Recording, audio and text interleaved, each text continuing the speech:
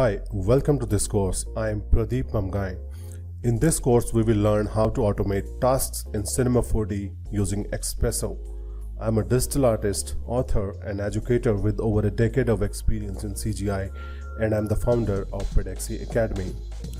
The XPresso module is one of the most overlooked modules of Cinema 4D, especially by the beginners, because of the fear of the programming. XPresso is a visual scripting language or expression system that you can use to automate object interactions simply by drawing lines from one object to another. You can create complex networks from flickering lights to create ring lights, from muscles that bulge automatically to rigs that transform objects, from doors that open automatically to create light rigs that you can efficiently place in the scene, from clock rigs to digital counters, from detecting collisions to perform vector math, and the possibilities are just limitless. The XPresso Editor is the place where you can build these behaviors. In this course, you will learn about various XPresso nodes and the process of creating node networks using the XPresso Editor. By the end of the course, you would be able to create node networks using the nodes available in the XPresso and MoGraph classes. So sign up today, check out the preview lectures to see what you think. I can't wait to see what you create, and I'll see you inside. Hi, welcome to this course. In this clip, we will take a look at the overview of the course and how it works. Before you start creating node networks in XPresso Editor, I highly recommend that you go through the sections 2 and 3. It will help you immensely when you start creating real-world projects. If you are already familiar with the nodes in the sections 2 and 3, you can go ahead and go through the hands-on exercises section. If you have never worked with XPresso nodes before, I recommend that you first learn about XPresso Editor, its menu items, and contextual commands using the content given in the XPresso Editor section. The first section of the course covers course introduction. In the Node Reference Library XPresso class section, we will cover the nodes available under the XPresso class of the XPresso module. I recommend that you go through this section in sequence to get max out of it.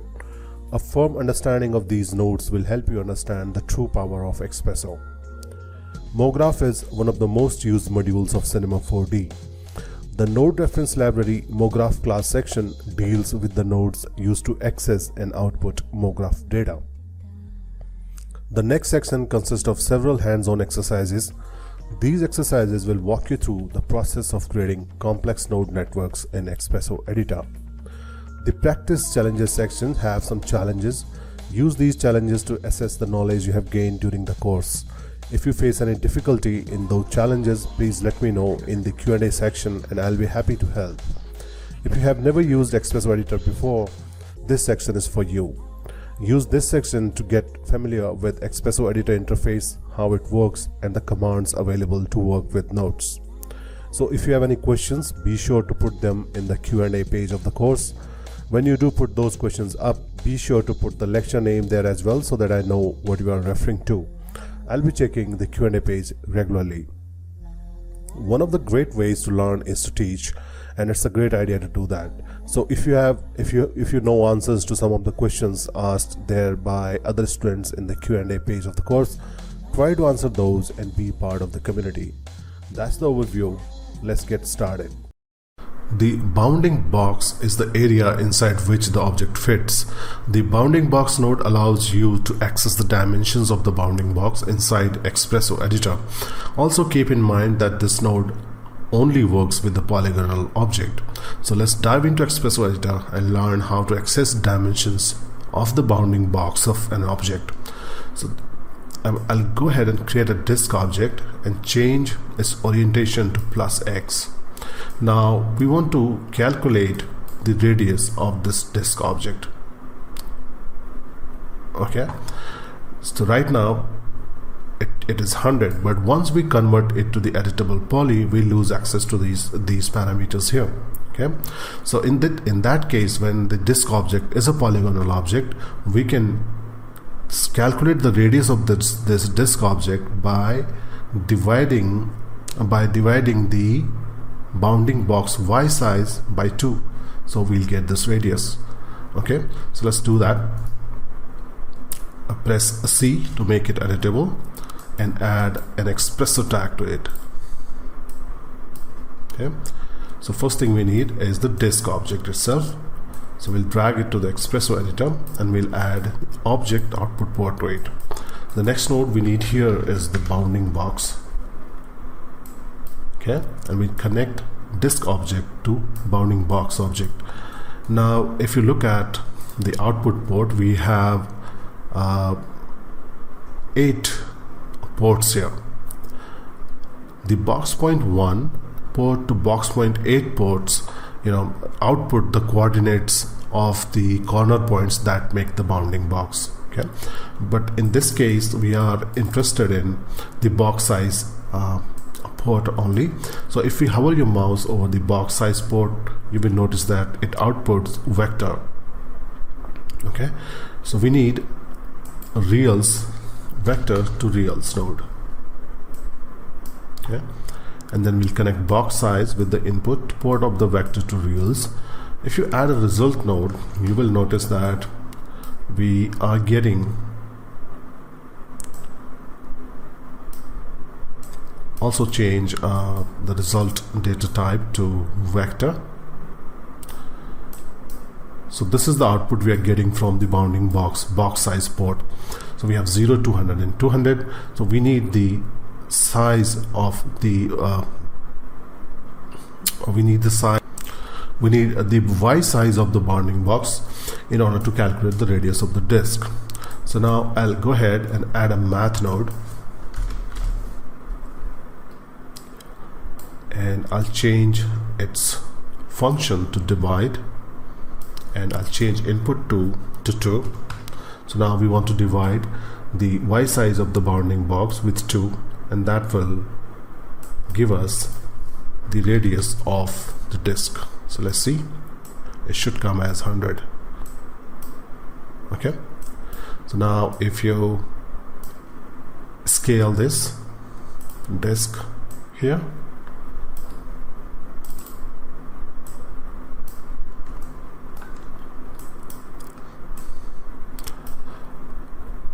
we'll get the radius on the fly. So you can use this setup to calculate the radius of a tire if you are trying to create a car rig in XPresso. The bitmap node is used to read color values at specific coordinates. So let's see how this node works. First we need to add a null object, and followed by a XPresso tag, and then we have to add the bitmap node to the XPresso editor from journal XPresso journal category. And here we have 3 input ports, file name X and Y, and 3 output ports, color, height and width. Okay, the X and Y coordinates are used to specify the coordinates of the pixels whose color value should be red, and then X, and then the file name defines the absolute path to the bitmap. Here in output ports, color outputs the RGB values of the color at XY coordinates in the vector format, and then we have height and width that displays the height and width of the bitmap. So let's go ahead and add a constant node to connect a bitmap node with the bitmap with the bitmap node. So select constant node here, and then in the attribute manager change data type to file name, and then specify a file, then make the connections. Now we need to add 2 more constant nodes, and then we need to hook them up with the X and Y ports here. So for the first constant node, I'll change value to 550, and for the second node I'll change it to 100. Okay, so if you look at the bitmap, the 550 and 100 coordinates will fall inside this green circle. So the color we should get should be green. So let's go ahead and add a result node to check the color. So right now it's displaying 0.865. So it's not the vector format because the default data type for result node is real. So let's change it to color. So now we have the RGB values. Now to check whether it's a green color or not, we can create any geometry here in the viewport, then double click to create a material and assign that material to the geometry. Now drag the swatch to the attribute editor, the XPresso editor here, and then connect color with the color attribute of the material. So color, color, and color. So you can see that we have that green color. Let's check what we got in height and width. So height comes as 480 and width as 720. So let's check that. 420, 720. Let's go to image size, and here we have 720 width and 480 height. So this is how we use Bitmap node to read color values at specific coordinates. The color temperature node is used to convert Kelvin light sources temperature to RGB values. So here I have a file, and in this table I have mentioned the Kelvin temperature and corresponding RGB values. So let's convert the 1900 or 1900 Kelvin to RGB values. So let's create a scene, a quick simple scene, a floor and a cube, so that we can see the color of the light we are going to use. Now go ahead and add a light. Okay, add XPresso tag to this light, and then drag light from object manager to XPresso editor. The other node we need is the color temperature, and we also need a constant node to supply the Kelvin value. So let's change the value for this constant node to 1900.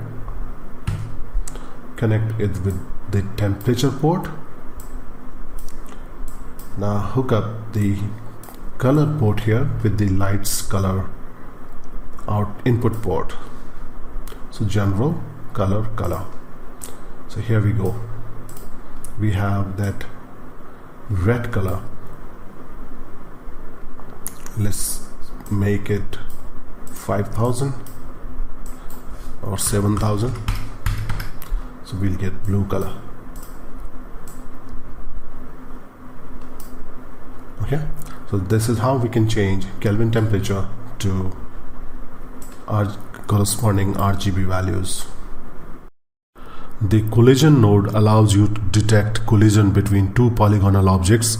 This can be useful, for example, if you want to trigger an alarm when a character touches a tripwire. So let's see how this node works. Let's go ahead and create a cone object and change its orientation to +G. Also create a disk object and change its orientation to +G. Let's change the spacing between them, and now let's open.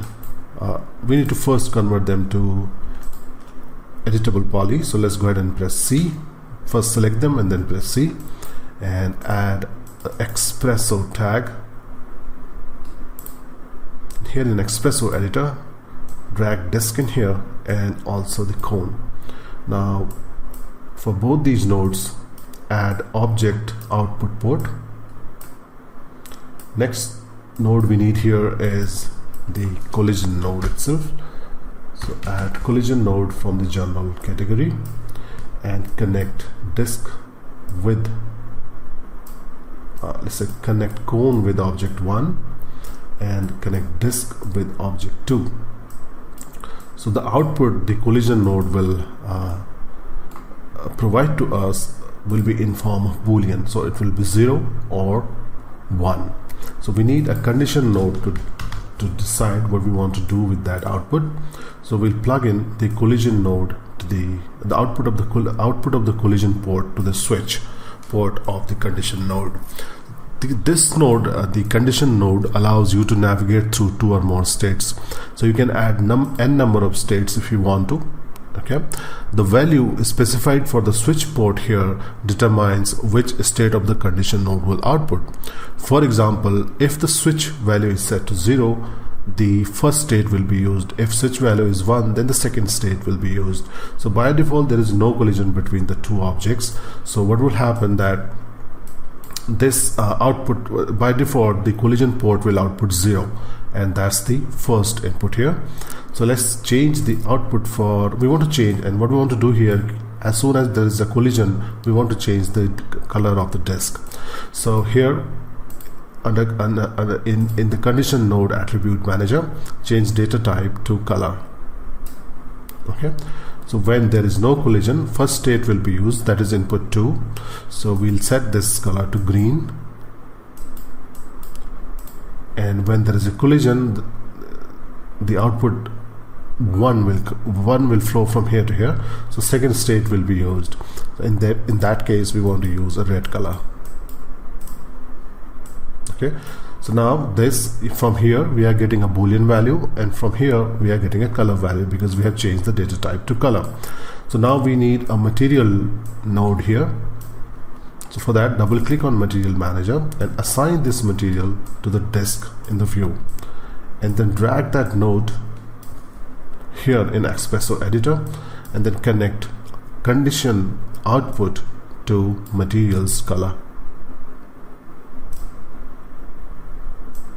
Okay, so there is no collision, the color is green. Let's move this cone towards the disk, and as soon as there is a collision the color will turn into red. So this is how we use the collision node. Cinema 4D gives you ability to work in different color spaces. The Colorspace node allows you to convert color values from one color space to another.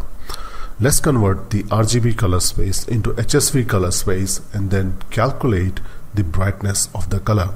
So let's go ahead and get started. Add a null object and then apply XPresso tag to it. The first thing we need here is a constant node. So I'll go ahead and add a constant node. Now I will change data type to color, and then I'll change color to RGB 208 15 and 15. Now I'll click OK. The next node we need is the Colorspace node. So add that from the calculate category here and make a connection between constant and Colorspace node. For the Colorspace node we want to change RGB value to HSV value. So the brightness of the color is V here. So you can use the Colorspace node to convert RGB, that is red, green, blue, to HSV, hue saturation value, HSV to RGB, RGB to hue lightness and saturation, and HLS to RGB. Okay, if you select hue from 0 to 360, here the hue value used will be in degrees instead of radian, and if you select RGB from 0 to 255 checkbox, the range 0 to 255 will be used instead of default 0 to 1 range. Okay, now I need a result node to display the value or the brightness of the color we have specified here. Okay, but the output this node is generating, the Colorspace node, as vector, and here the data type is real. So we need a node that will convert the vector output to real values, and for that we have a node called vector to reals. Okay, now make connections between the Colorspace node and the vector to reals node, and the value is represented by G port here. So hue is X, saturation is Y, and value is Z. So let's connect Z to the result node, and here is the brightness of the color we have specified here. Okay, so that's the quick overview of Colorspace node. The mix node allows us to mix two input values and produce the result. The blending of the values is defined by the value passed to the mixing factor port of the node. So let's see how this node works. I'll add a null object and then I'll add XPresso tag to it.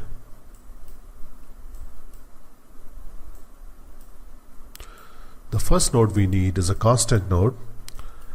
I'll change data type to color and change color to red.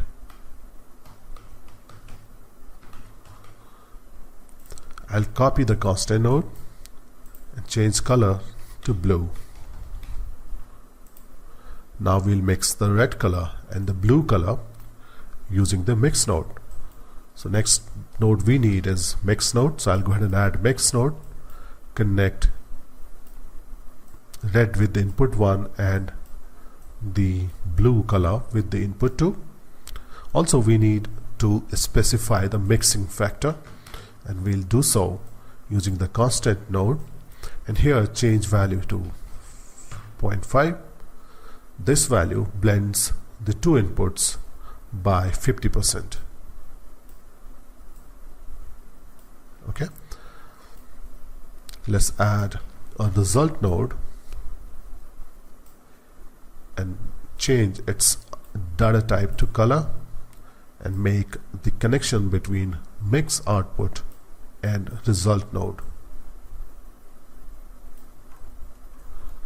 Okay, also it's very important that we change the data type for mix node to color. Okay, so the output we are getting here is 0.5, 0.5. Let's see how it looks.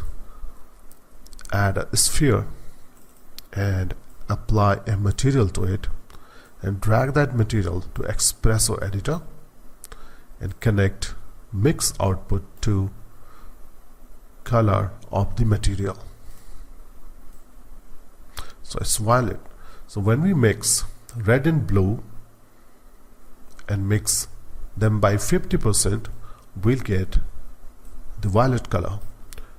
If we change the mixing factor to 0, we get the red color because it's connected to input 1, and if we set value to 1, the color will be blue because it's connected with the input 2.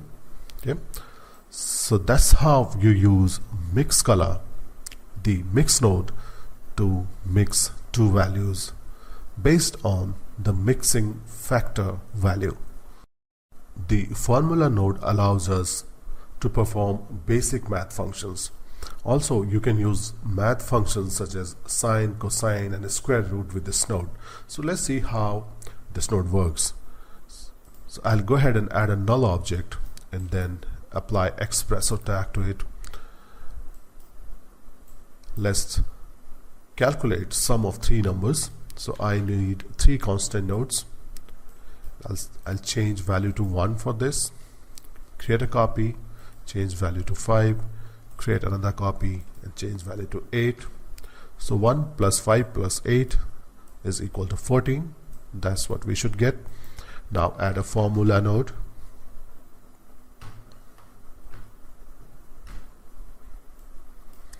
We have three values here, so we need 3 input ports, and make the connections.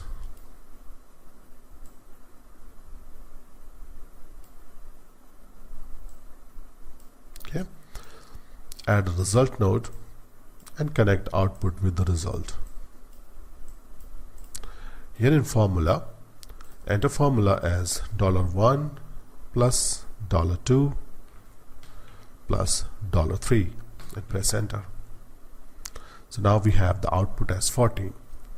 So the formula is specified here. $1 represents port 1, $2 represents port 2, that is value 2, and $3 represents port 3 or value 3. If you want to use actual port names, first you have to select use port names checkbox and then enter formula as value 1 plus value 2 plus value 3. Okay, with the formula node you can also use constants like pi. Okay, so if you want to calculate, for example, circumference of a circle, so let's first specify the radius of the circle using a constant node, say 5. Okay, now we need a formula node.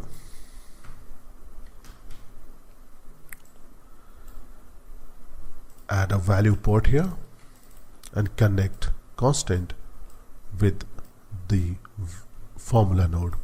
Now the formula for calculating circumference of a circle is 2 pi r. So we'll type in here 2 into pi multiplied by radius, which is either you can type $1 or you can type value 1 and enable use port number checkbox. Now copy the result node here and make connection between the formula node and the result node. So this is the circumference of a circle.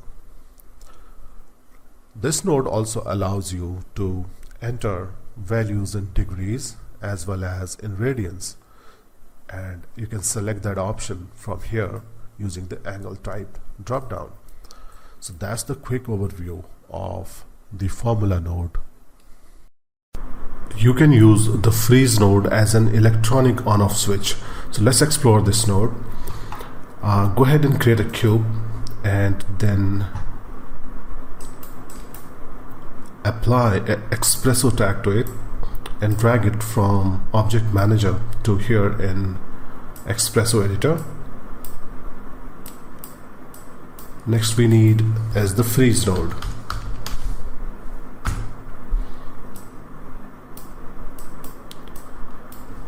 Okay, so if you pass a value of 0 to the node's switch port here, or disable the switch option here in the attribute manager under the parameter tab, the input value is passed through straight. But if you pass a value of 1 to this switch port, or you enable this here, the value is frozen and node continues to output same value until you close it once more. That is, either pass a value of 0 to node switch port or disable the switch option here in attribute manager. Okay, so let's check position Y value of the cube. So go to the red output port here and then object properties, coordinates, position Y. Okay, now next connect position Y to the value port of the freeze node, and let's add an on-off switch in form of a constant node and connect it with this switch port. Now we need two results node, one to see the output of the freeze node and one to see the output of the cube node. Okay, now if you move the cube here along the y-axis, you will notice that both nodes are updating the value, same value, because right now the value is 0. Now if you set this to 1, now this value 17.282 should freeze, because now we have told the freeze node to freeze the value because we have supplied a value of 1 to its switch port. Now let's see what happens when we move cube along the y-axis. So only this value is changing because it's directly connected with the cube, but this value has frozen now, courtesy the value we have passed to the switch port. So this is how you can freeze values using XPresso. The matrix to vectors node allows you to convert a matrix into 4 components, and these components are offset, also known as V0, and the other 3 are V1, V2 and V3. The V0 component represents the position of the matrix, whereas the V1, V2 and V3 vectors define the rotation and scale of the axis system. The scale is defined by the length of each vector. In this lesson we're going to calculate position and rotation vectors of a null object using its matrix. So let's go ahead and create a null object and then add XPresso tag to it. The next thing we need is a matrix to vectors node, and we'll also drag null node from object manager, and we will add coordinates global position output node to it, and connect. We don't need global position, we need global matrix. So right click and remove delete port and add global matrix. Now connect null global matrix with the matrix port of matrix to vectors. Okay. Now to view the results, what we need is few result nodes. Change the data type to vector and connect offset with the result node. Okay. Now create 3 more copies by control dragging and connect v1 to the result, v2 to this result node, and v3 to this result node. So now we have global matrix of the null object. We have broken down that global matrix into 4 vectors: offset, which is the position of the matrix, v1, v2 and v3, these 3 vectors defining the rotation and scale of the axis system. Alright, so that's the quick overview of the matrix to vectors node. You can use the random node to create random values in the range of -1 to +1. Here is how. Let's create a null object, okay, and apply XPresso tag to it. The first node we need here is random, and let's add a constant node that will feed the random seed into the random node. So let's change the value to 150 and add a real output node. You can add integer, normal, vector and bool. So here I want real values, so I'll add real output port and then add a result node and connect real with the result. Okay, so now you can change the seed value and you will get different results here. Okay,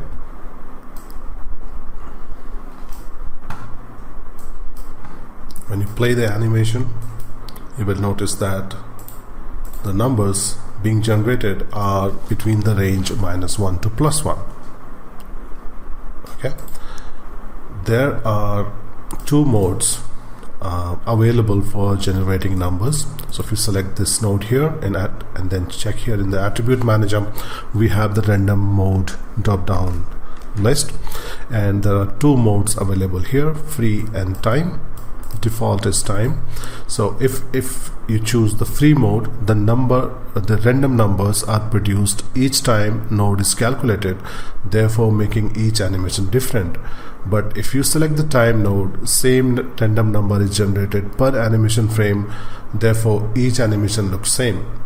Okay, if you want to restrict the this node from generating negative random numbers, you can select this positive only checkbox here, and now this node will generate only positive values.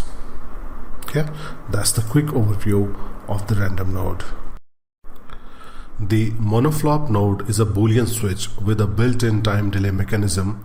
Once triggered, the node starts counting down to a specific number of frames, and then it outputs a value of 1 while countdown is in progress. This node has 2 modes here, normal and one shot. In the normal mode, nothing happens when the node is enabled. The time starts once the node is disabled. In one shot mode, the node starts countdown as soon as value of 1 is passed to its trigger port. Okay, and the trigger port is used to start the countdown, and it takes a Boolean value. You can connect a time node to the time port of the MonoFlop node. You can use this port to control the speed of the countdown. The duration port defines the duration of the countdown. If you specify a value for this port using attribute manager here, the value defines the duration time in frames. But if you connect a constant node to the duration port here, the time is defined in seconds. So keep that in mind. You can also reset the internal counter to 0 by passing down a bool value of 1 to the reset port. Okay, and we have a count port here as well that outputs the total number of times the node has triggered. So let's say we want to flicker the color of a light source over time. So we will change the color of the light every 5 frames for 0.6 seconds. So therefore we need to trigger the MonoFlop node every 5 frames for the duration of 0.06 seconds. So to achieve this, we need to find a way to reset counter every 5 frames. Okay, so we will use for that we'll use the modulo function of the math node to achieve the result we are looking for. Okay, for example, a 5 modulo 2 would evaluate to 1 because 5 divided by 2 leaves a quotient of 2 and a remainder of 1. So here is the equation that we are looking for. 0 mod 5 is 0, 1 mod 5 is 1, 2 mod 5 is 2, 3 mod 5 is 3, 4 mod 5 is 4. So total number of frames here 1, 2, 3, 4, 5. Okay, and then it will reset back to the 0. So what we want to do, we want to create a function for frame number modulo 5 because we want to reset the counter every 5 seconds for a duration of 0.06 seconds. Okay, so let's build this setup first. For this we need a mechanism to find the frame numbers, and we have time node for that. So let's go ahead and add time node and add the frame output port. Next we need to connect it with a math node. So let's add a math node. So now we have frame modulo. Okay, let's change value to integer here, the data type. So now we have frame number modulo, and the other value we need is 5. So for that we'll add a constant node. Let's add a constant node and connect it with the second input and change its value to 5. Okay, now we need to find we need a compare node to find when the value is 4. Okay, so let's add a compare node, connect output with input 1 and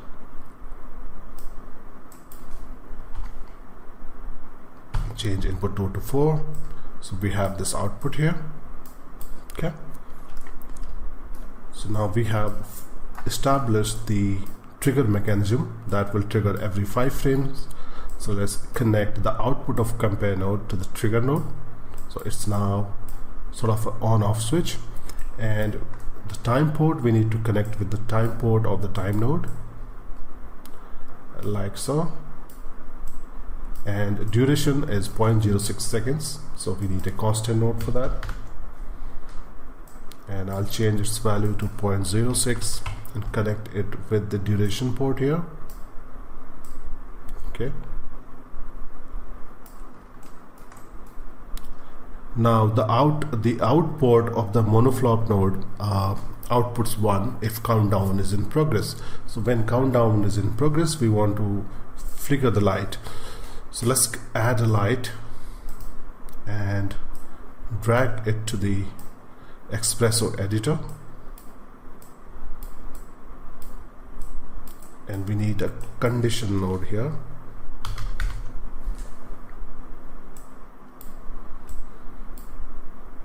So it will either produce a value of 0 or 1.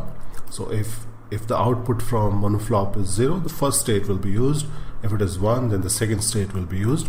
Now select the condition node, and here in attribute manager, change data type to color and change input 2 to red and input 3 to say blue or whatever color you want. Okay, and now we need to connect this output, which is a color vector, to the lights color. So general color. Okay, so now play the animation. Let's create a object here so that we can see colors clearly in the viewport. Now play. So now every 5 seconds the light is flickering for 0.06 second. So this is how you can use MonoFlop Node to create a time delay mechanism. The ray collision node generates a ray between 2 points and checks whether it hits a polygon object. The vector between the 2 points represents the ray. This node only works with the polygonal objects. In this lesson, we're going to generate ray between 2 null objects and then change color of a cube if the ray hits the cube. Okay, so let's go ahead and create a cube and then press C to make it editable. Double click on the material manager to create a new material and then assign this material to the cube in the scene. Okay, now we need to create 3 null objects. So we have null object here that will hold our XPresso tag, and then we'll create 2 copies. We'll change display to star and we'll increase the radius so that they are clearly visible here, and then we'll create a copy of this node, this null. So we have null 1 and null 2. Now on null we'll apply XPresso tag, and then we'll drag null 1, null 2 and cube over here in the XPresso editor. Okay, and the other nodes we need is the ray collision node and condition node.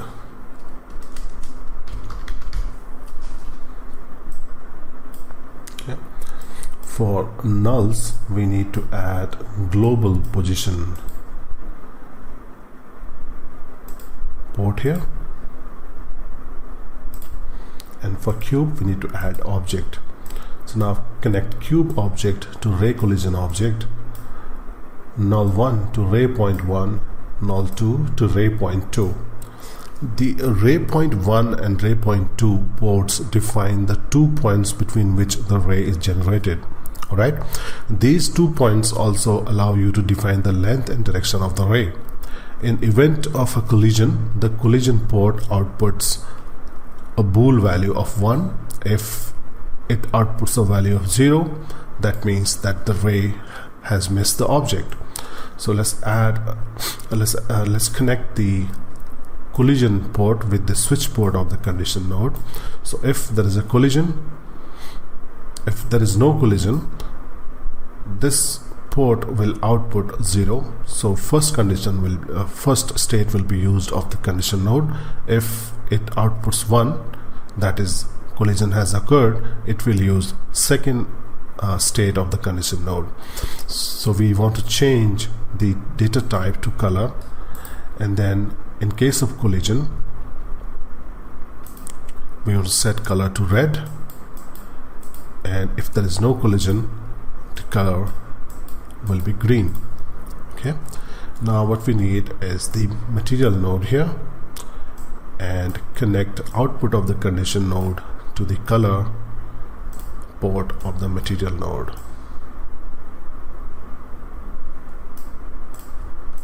Okay, So in case of collision, green color will be displayed, or let's swap the colors. In case of collision, we'll have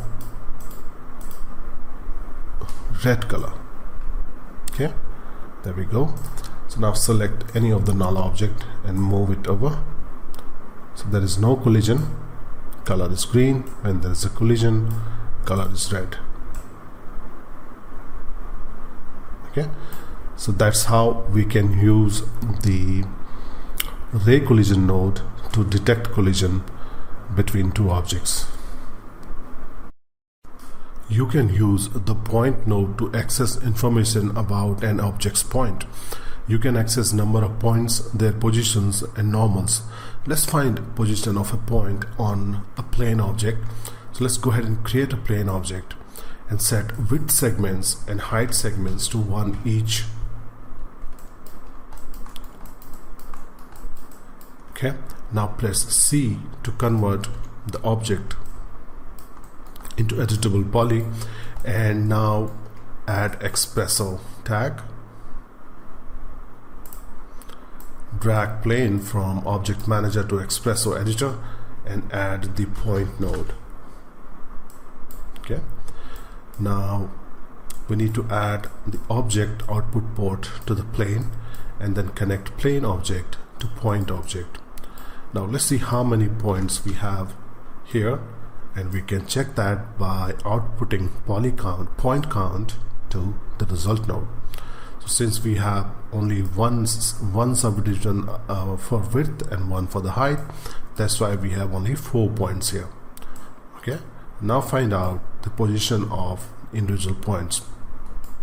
So for that we need a point index here, so we'll supply the point index value using a constant node.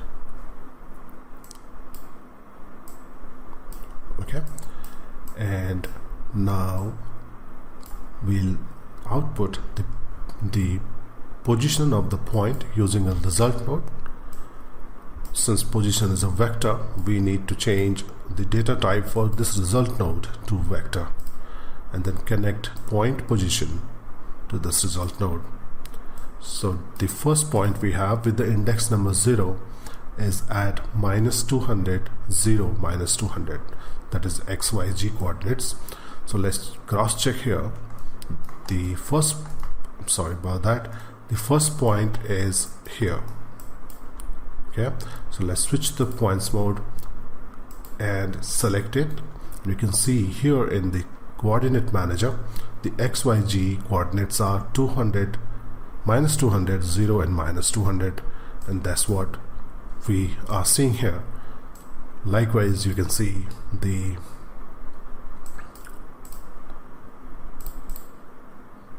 position values for next point. Okay, so now it's 200, 0, -200. Okay, for the third one it's -200, 0, 200, and for fourth one it's 200, 0, 200. So this is how you can use this node to access information about points on an object. The range mapper node is very useful in remapping a value from one range to another. So let's see how this node works. So I have a null object here and I have applied XPresso tag to it. Now let's add the range mapper node. And if you look under the parameter tab here in the attribute manager, it has 4 input lower, input upper, output lower and output upper.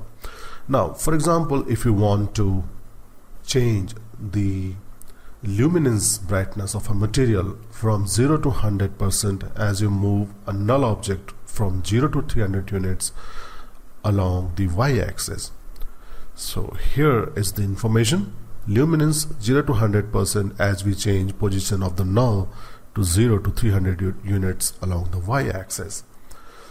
So here we will set the input lower and input upper attributes to 0 to 300 because it's the input range, and output lower and output upper to 0 and 100 respectively, because the output what we want is 0 to 100% change in the luminance value. Okay, so let's go ahead and create a sphere. Double click here in Material Manager to create a new material and apply it to the sphere. Double click to open the Material Editor and enable luminance channel. Okay, now select null object and let's change its display to sphere so that we can see it clearly. And now let's animate it for the range 0 to 300. Okay, so make sure null is selected, and then under coordinates tab click on p.y, control click on p.y, and make sure before that make sure that you are at frame 0. So here's the first keyframe. Now move forward in time, say to frame 40, and then change p.y to 300 and control click to create a keyframe. So now we have the input range that is from 0 to 300. Okay, so let's work on it. Let's drag null and add position y. Okay, this is the input range, so let's go ahead and connect null with the input range.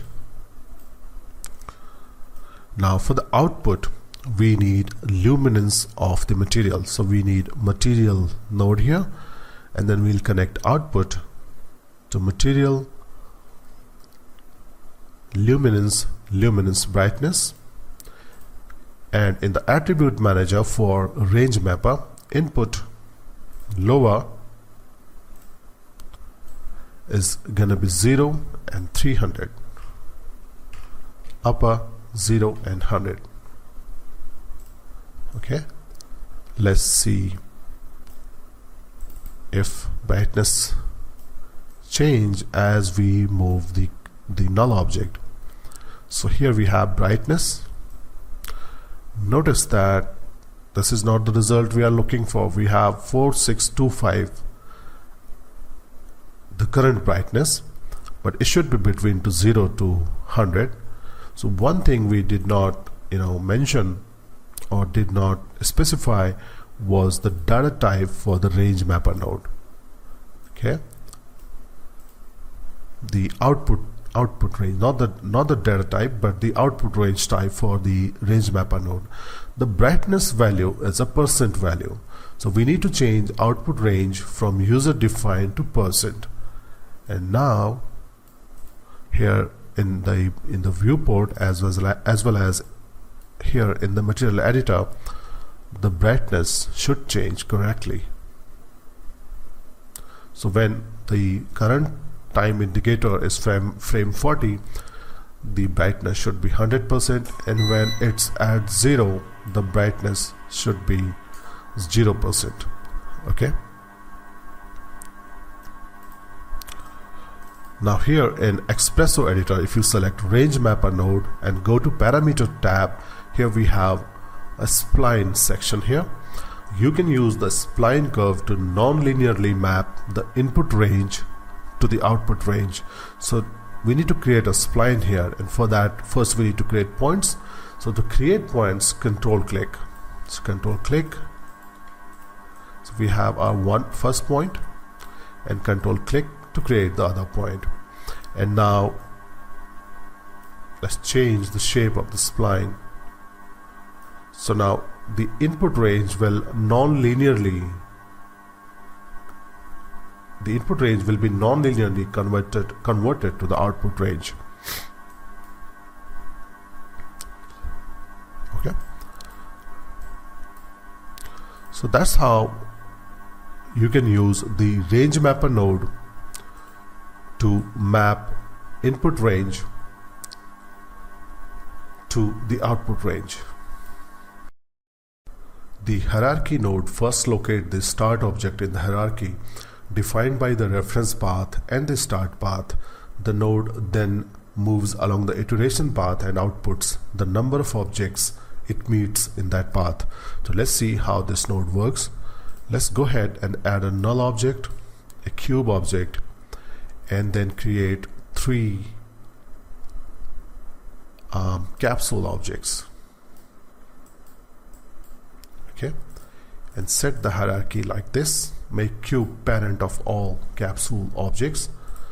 Now apply XPresso tag to the null object and drag cube from object manager to XPresso editor and add object output port. Now we need to add hierarchy node and add object input port to it. Now make the connection like so. Okay, here under the node tab in the attribute manager, set reference path to absolute reference, and here the default value for the start path is D and for the iteration path is N. So the start path attribute controls the start path, and the hierarchy iterator continually repeats the path using the value specified for the iteration path attribute. So in this case the value D is specified for the start path, therefore the iterator will move down 1 hierarchical level. So from null it will move to cube, and the value N is specified for the iterator path. The iterator will meet all the objects that are in the same hierarchical level. So right now we have 3 objects in the hierarchical level. So let's see if the output is 3. So let's go ahead and add a count output port. This port outputs the maximum number of objects found in the reference path. In this case we have 3 objects. So let's go ahead and add a result node and make the connection. So we have now 3 as output. Okay, you can also control how many objects the hierarchy node should output, and that can be controlled using the maximum iteration port. Okay, so if you can add a constant node here and then make connection between the constant node and hierarchy and specify maximum iterations, or you can specify here under the parameter tab. For example, if we set maximum iterations to 2, the result is 2. Okay, so that's the quick overview of the hierarchical node. The Polygon node helps you find information about an object's number of polygons and their positions. In this quick overview, we're going to calculate center of a polygon. So let's go ahead and create a plane and change width segments and height segments to 2 each. Okay, press NB for the lines mode and then press C to convert object. Okay, now add XPresso tag and drag plane from object manager to XPresso editor and add the object output port. Then the next node we need is polygon. Okay, so we'll connect plane object with polygon object, and if you recall we have 2 width subdivisions and 2 height subdivisions, so we should get polygon count as 4. So let's test that. Add a result node and connect polygon count with the result node, and as expected the number of polygons are 4 in the scene. Next we need a constant node that will feed information into polygon index, because each polygon has its own index number. So let's add a constant node and connect constant with the polygon index. And to calculate center of a polygon, here we have polygon center. Okay, let's add a result node, and since it is a position vector, we need to change data type for this result node to vector. Okay, now it's just showing, if we select the polygon node, we have the matrix mode here. So by default it's set to global, so this is the global position of the polygon. whose index number is 0, because by default we have 0 here in the constant node. Okay, so if you want to switch to the local position, you can go ahead and change it from the matrix mode drop down. Okay, now the polygon having index number 0, its global position is -100, 0, -100. Now we can change index number. For 1 it's 100, 0, -100. For the third one it's -100, 0, 100, and for the fourth polygon is 100, 0, 100. Likewise, you can calculate the normal vector of the polygon. So let's connect this normal polygon with the result node, and by default you'll see that it's 0, 1, 0 for each polygon, because the normals are pointing in the same direction for each polygon. So if you go to the point mode and just disturb the normal of this polygon, so you can see here the change. The second, third and fourth they are still at 0, 1, 0, but the polygon having index 0 is now showing the normal vector as shown here in the result node, because we have changed its direction. So this is the quick overview of the polygon node and how we can use it to calculate polygon center and the polygon normal. You can use the noise node to generate random numbers. You can use the output of this node to randomize attributes of another object. In this lesson, we're going to create a light flickering effect by connecting the output of the noise node with the intensity attribute of a light object. So let's get started. First thing we need is a light object, and we'll create XPresso tag, and then we'll drag light from object manager to XPresso Editor, and the attribute we want to play with is intensity. So it will be under general intensity. Okay, now we need a noise node.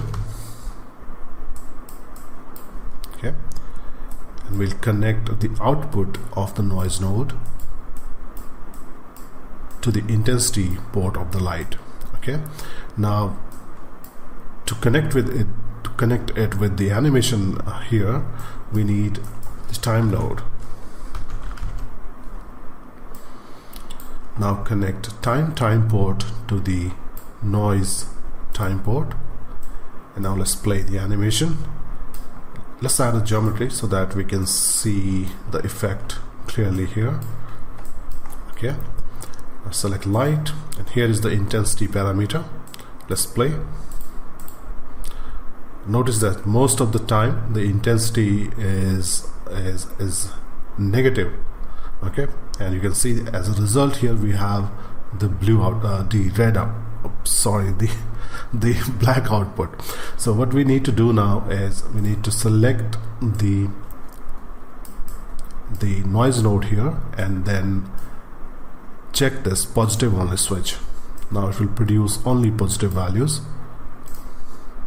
Let's play the simulation again. Okay, but if the flickering effect is very slow, so we'll speed up that by increasing the number of octaves, but this option is disabled because we have chosen noise type as noise. So let's change it to wavy turbulence, and then set octave to 10 and frequency to 5. Okay, let's see the effect now. Okay, now it's much better.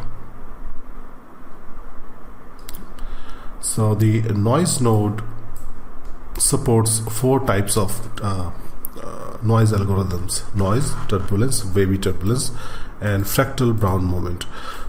So we have chosen wavy turbulence, which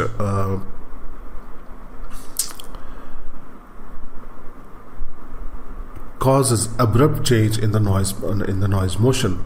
And the octaves option here define the level of detail of the noise pattern. Use higher values to create more fluctuations in the values, and the frequency option here controls the change in the noise pattern as per unit of time. So this is how you can use the noise node to generate random numbers and then affect attributes of other objects in the scene. The object node in Cinema 4D represents an object, material, or tag. To quickly create an object node, drag the material, object, or tag from Material Manager or Object Manager to the XPresso Editor.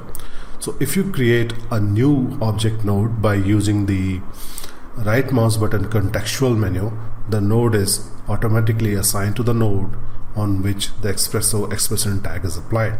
So to demonstrate this, I'll create a cube and a cylinder. Okay, now I'll apply XPresso tag to the cube object here. Okay, and now I'll drag. Now I'll add the object node from the right mouse button contextual menu. So right click, new node, XPresso, general, object, and you can see that this node is assigned to the cube object because the XPresso expression tag was applied to this object. With the cube object selected,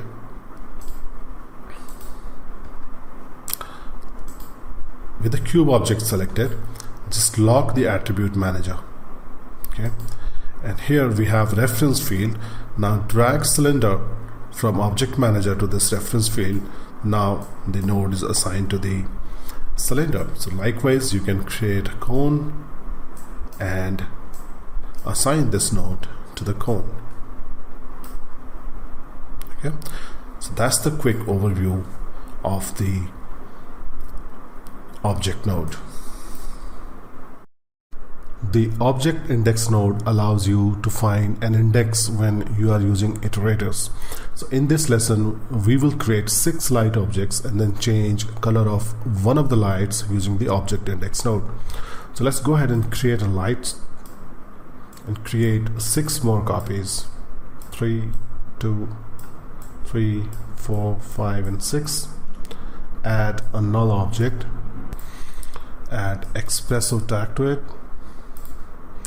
The first node we need here is object list node, which is an iterator. So let's add that object list. Select this node, lock the attribute manager, and drag lights from here to here in the iteration list. Unlock it. Next node we need is object index and the light node here. Okay. For light node, add 3 input ports: general, color, object, and on. Okay, so we need to connect object instance to object index instance here, and then connect instance to the object port of the light. Okay, now to change color, we'll add a constant node.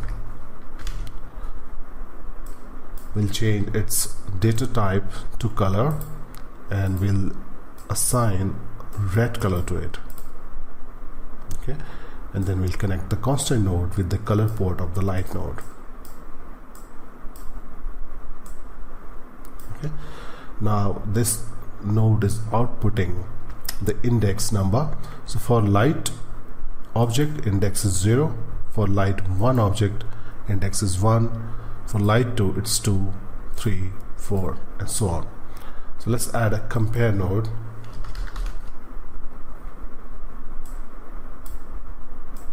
Okay, we'll connect index to input 1, and for input 2, let's say enter value of 3.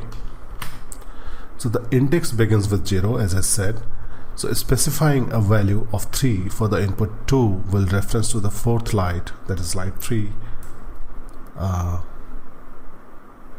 in the list. Okay, so now make a connection between the output of compare and on of light node. So there we go. The fourth light here is now in red color. So this is how we can use the object index node to access index number of the objects. The vector to reals node performs reverse of the reals to vector node. You can use this node to split a vector into 3 real values. So let's see how it works. I'm gonna go ahead and add a null object and then apply XPresso tag to it. I'll drag null to the XPresso editor, and then I'll add global position output port to the null object. Now I need vectors to real node, vector to reals, and then connect global position with the input port of vector to reals node. Now I need 3 result nodes, and I'll connect X, Y, and Z like so. By default, the null is sitting at the origin. That's why we are getting values here 0, 0, 0 for X, Y, and G coordinates. Let's move the null object in the viewport, and you can see that now the vector value of the global position port here is being converted to the 3 real values using vector to reals node. So that's the quick overview of vector to reals node. The SPI node is like the result node, and it is used for troubleshooting. Unlike the result node, which has an input, the SPI node has an input and an output port. Use the result node if you don't want to pass on the value to the next port. Otherwise, use the SPI node. Alright, so let's have a quick look at this node. I'll open the vectors to real node file here, and then double click on this tag to open the XPresso editor. Here you can see that the result node has only 1 input and it has no output. So let's delete the connection between the null and the vectors to reals, vector to reals node, and then add a SPI node here. Now connect global rotation to the input port of the SPI, and then connect output to the input of vector to reals. Since global rotation is a vector value, so we need to change data type for SPI to vector. Okay, so now you can see what value is coming from the global rotation port and going to input vector to reals port. Okay, if you don't want to use the SPI node, then you will have to use the result node, and there will be an extra connection. Okay, in that case, what we have to do is, let's delete this connection here. You need a result node. You will have an extra wire there, so you will have a result node. You will change it to vector, and then you'll connect global rotation to the input port here like so. Okay, so you have 1 extra connection there. So if you want to avoid this, use the SPI node. The vectors to matrix node does a reverse of the matrix to vectors node. It converts 4 vectors, offset v1, v2, and v3 into a matrix. Let's see this node in action. So I'll go ahead and create a null object and apply XPresso tag to it. Now I need 4 constant nodes.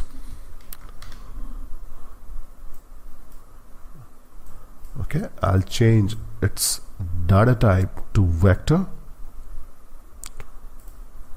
and then assign values here: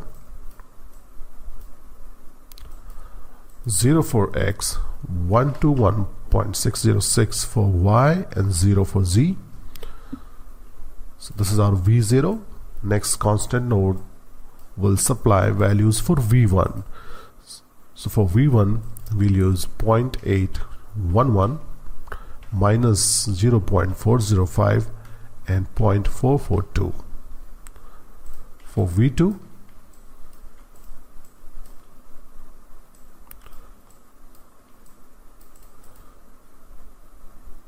V2, we're going to use 0.557,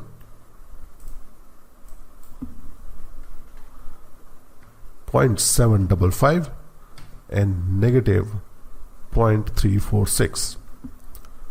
And for V3 we'll use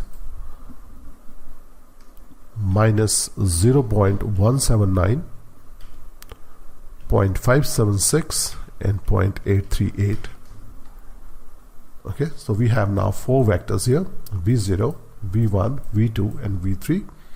Next node we need is vectors to matrix.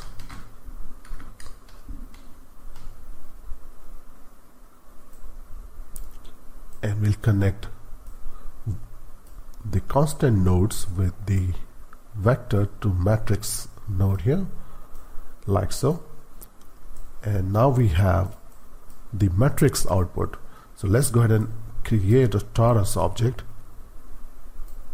Okay, and let's connect the matrix of vector to matrix node to torus's global matrix. And notice that the position and alignment or the rotation values of the torus have changed here in the viewport. Okay, so this is the quick overview of the vectors to matrix node. The reals to vector node allows you to convert 3 real values to a single vector. So in this clip we're going to convert an object's x, y, and g position values to create a single position vector. So let's go ahead and create a null object and add XPresso tag to it, and then drag null from object manager to XPresso editor. Now I'll go ahead and add global position x, global position y, and global position g in output ports to the null object. So now we have 3 position vectors. So let's go ahead and create one, and these are real values. Okay, these ports will output real, as you can see here in the status bar. Right, so we need to convert these 3 real values into a single vector, and for that we need reals to vector node. Okay, so connect x to x, y to y, and g to z. To view output, as usual, we need a result node with the vector data type, and then connect output to the vector to the result node. Okay, so right now it's at the origin, so move it around, and these values will be converted into a single vector using the reals to vector node. Okay, you can use the sound node to load and playback sound in the viewport. The supplied audio file must be one of the formats that Cinema 4D supports, for example the WAV files. Alright, so let's explore. Go ahead and open the collision node.c4d file. Here we have a collision mechanism going on that we created in a previous video. Now double click to open XPresso Editor and delete condition and mat disk nodes. Okay, now we need to add the sound node, and then we need to add the play input port to this. Okay, and then connect collision port to the play port of the sound node, and that's it. Now when Cinema 4D will detect a collision, it will play the sound. It's not playing. Let me check again if something is wrong. Oh, we need to specify the file that will be played. So select the sound node here and select this file. Okay, now move the cone towards the disk.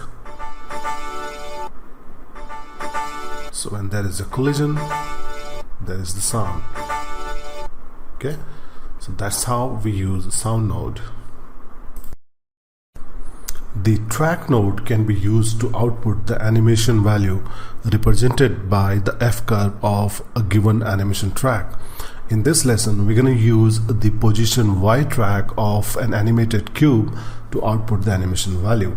Okay, so let's see how it works. First, create a cube. Now I'll go ahead and go to the coordinates tab here and control click on P.Y to create a keyframe at frame 0. Then I'll move forward to frame 30 and move the cube along the y-axis, and then control click again on P.Y in the coordinates tab here to create the animation. Okay, now right click and choose show FCurves. Okay, right click here on cube and add XPresso tag, add a track node, time node,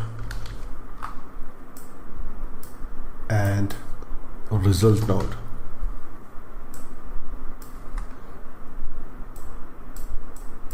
Okay, now we have to connect this track node with the position Y FCurvre.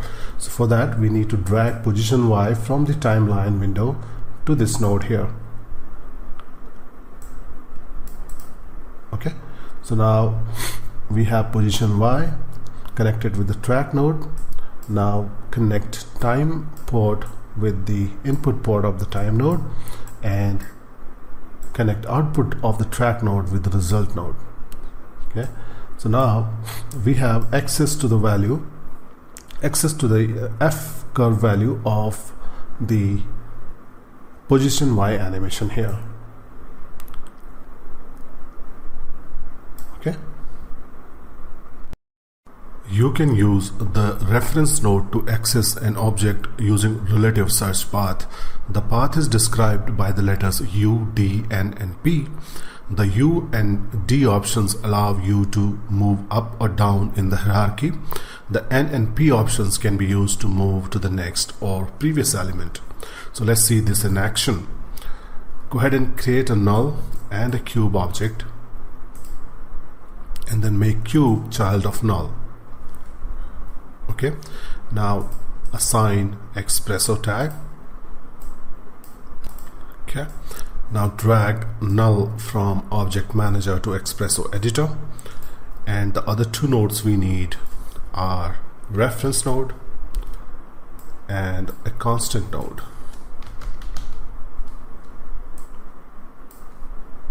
Okay, the constant node will serve as a path for the reference node, so the data type should be string. Where is the string? Okay, all right, and then we'll connect it to the path. Here we have null object, so we need to add the object output port, and then we'll connect it with the instance port of the reference node. Now we have reference here. Okay, and let's drag the null object again and add object input port to it, and drag the wire from the instance port to the object port here, and for the output port add basic properties name, and then to display name we need a result node with data type set to string. Okay, so now connect name with the result. Alright, so right now it's displaying null because we haven't specified any path string here. So let's say we enter D here in the value field for the constant node. This null object should display, well, this result node should display cube because D is for down. So let's say let's enter D and press enter. So now we have cube. To move to the previous element we can enter P, and now we have null here in the result node. So that is the quick overview of the reference node. The memory node allows you to use previous states and values. Let's see how this node works. So here I have two spheres in the scene, and what we want here is that the position of the smaller sphere is driven by the bigger sphere, but with some time delay. Okay, so let's go ahead and add an XPresso tag and drag sphere and sphere 1 to the XPresso editor. Now we need a memory node. Okay, so if you look at the attribute of the memory node here in attribute manager, we have history depth and history level. So the history depth attribute defines the number of states need to be saved. If a value of 1, for example, is specified for this attribute, the current state is stored and passed. If you specify a value of 2, for the history depth, the current state and the previous states are passed. So it's kind of a buffer value. The history level attribute here defines which state the node outputs, sort of time delay. So if you set, for example, history depth to 30 and 30 frame of buffer, so just increase it to a larger value, something like 100, and a time delay of 25 frames. Now we need to add the global position port here on this sphere, and same on the smaller sphere, global position port. Now we need to connect global position to the input, and since global position is a vector value, so we need to change the memory node data type to vector, and then connect output to the sphere 1 global position. So now when you move the bigger sphere,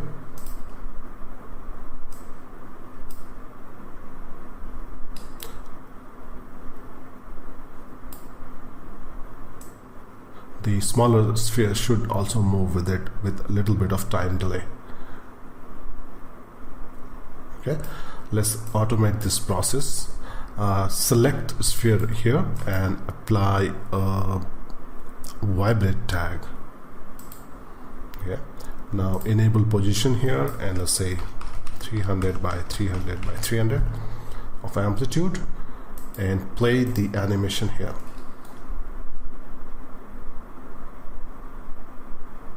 Okay, so now the smaller sphere is taking the position of the global sphere, but with a time delay. So let's add a little bit of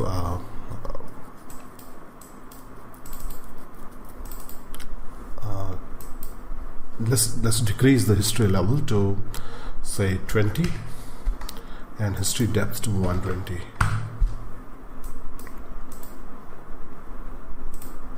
Play the animation. So you can create this this kind of cool looking animations using memory node. The universal node allows you to convert one data type to another. So let's convert a real value into an integer value. So I'll go ahead and add a null object and then apply XPresso tag to it.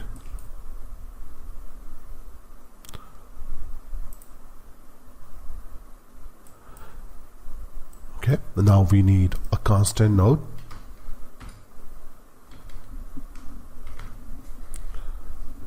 Constant and a universal node.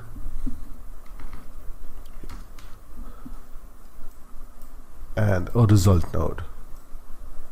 Okay, now connect constant with the universal node here, and let's enter a value, for example 3.25 here. Now we want to convert this real value, which is 3.25, into an integer value. So we'll change data type to integer for the universal node, and then we'll plug output of the universal node to the result node, and it should display 3. Okay, so universal, you can use the universal node to convert data type, and we have a long list of data types here that you can convert to another data type using the universal node. That's the quick overview of the universal node. The Falloff node allows you to access the MoGraph's Falloff functionality without using the MoGraph module. So I'll go ahead and create a sphere and move it over. I'll also add a null object and then apply XPresso tag to it. In the XPresso editor, I'll go ahead and drag null and sphere. The other node we need here is the Falloff node. Notice that we need two inputs here, Falloff matrix and sample position. So to connect with these two ports, we'll add global matrix to the null object and global position to this sphere node. And now we will make the connections like so. Now add a result node and connect value with the result node. And this value here is the Falloff value. This value ranges from 0 to 1. Okay, and before we move ahead, we need to select the Falloff node here and change shape to box. Okay, and also change size X to 190. Okay, so if you place the sphere here,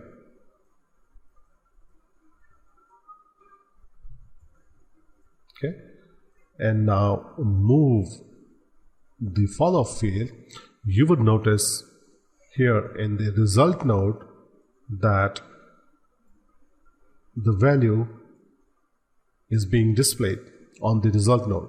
Okay, and this value ranges from 0, the yellow area of the field, to 1, that is the red area of the field. Okay, now we can use the range mapper node to map this value to some other attribute of an object. Okay, so let's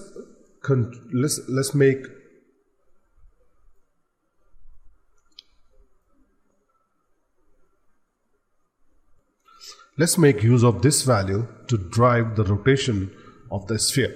Okay, so we'll drag a sphere from the object manager, and now we'll add the global rotation input port to it.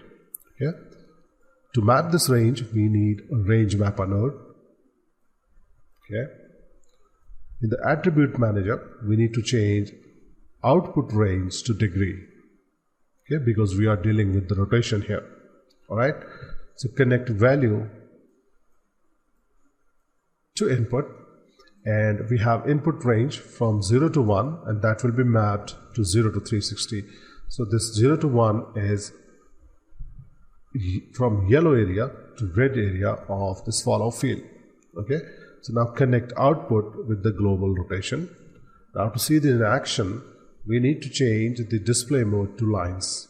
Okay, now move the Falloff field like so. So once the red area touches the sphere, it starts rotating like so. Okay, so that's conclude the overview of the Falloff node. In this clip, we will animate hands of a clock. We will create a number of expressions to automate the motion of the hands. We will be using the temporal data to drive this animation, and the time nodes gives us ability to output various types of temporal data. In this case, we will be using the default time port. This port outputs the time in seconds since the start of the animation. So let's go ahead and open the clock rig start file. So here we have the clock object, under which we have minute hand, second hand, and hour hand. Okay, if you jump to the coordinate, select one of the hands here and jump to the coordinate tab in the attribute manager and rotate one of the hands, you will notice that we need to drive animation using the r.b attribute here. Okay, the bank parameter. Alright, now press Ctrl Z to redo the last change, and now select the clock object before you select the clock, before we move ahead, we need to see what our frame per second settings are. So for that, here in the attribute manager, go to mode and project. Here we have FPS set to 30 frames per second. So what it means is that we need 30 frames for 1 second of animation. Alright, now select clock object here in the object manager, right click and assign XPresso tag to it. Now drag second hand, minute hand and hour hand from the object manager to XPresso Editor. Now select all three nodes, right mouse button click and choose optimize.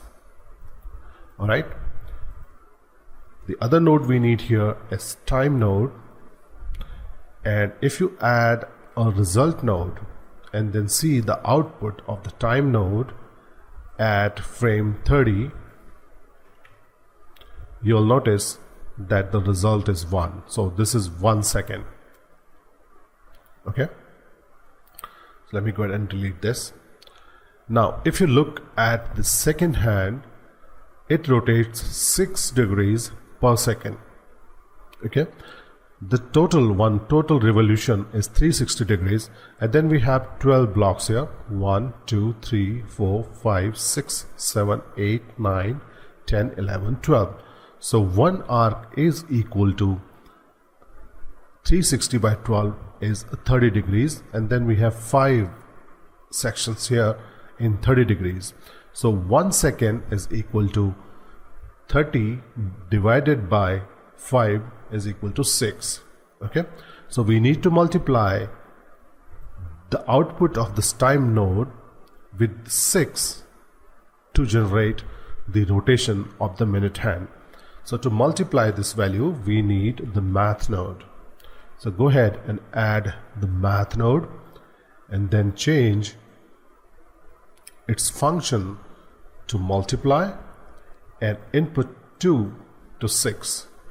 Okay, now we'll connect time port with the first input node, the upper input port here, and then we need to add the rotation B attribute here, rotation B port here, and then connect this output of math multiply node to the second hand.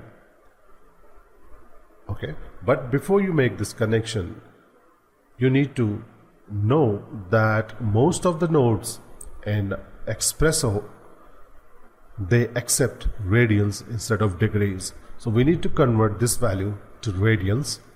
So for that we need the degree node. So go ahead and add it. Connect math with the degree node. In the attribute manager, change function to degree to radians, and then connect output of the degree node with the rotation B port of the second hand. Okay, let's see the animation. Let's rewind and play. So right now we have only 90 frames. That's why the second hand is moving for 3 seconds here. So we need to increase the number of frames. Let's say 200. Also set the range here, and now if you play,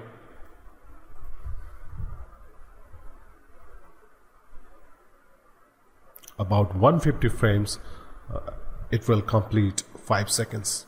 Okay, but still we need awful lot of frames if we want to see, say, one complete revolution of the hour hand. So the speed of this animation, we will use a custom data control. Okay, for that, select the clock object here, and then in the attribute manager, choose user data, add user data. In the manage user data dialog, change data to speed multiplier and data type to integer.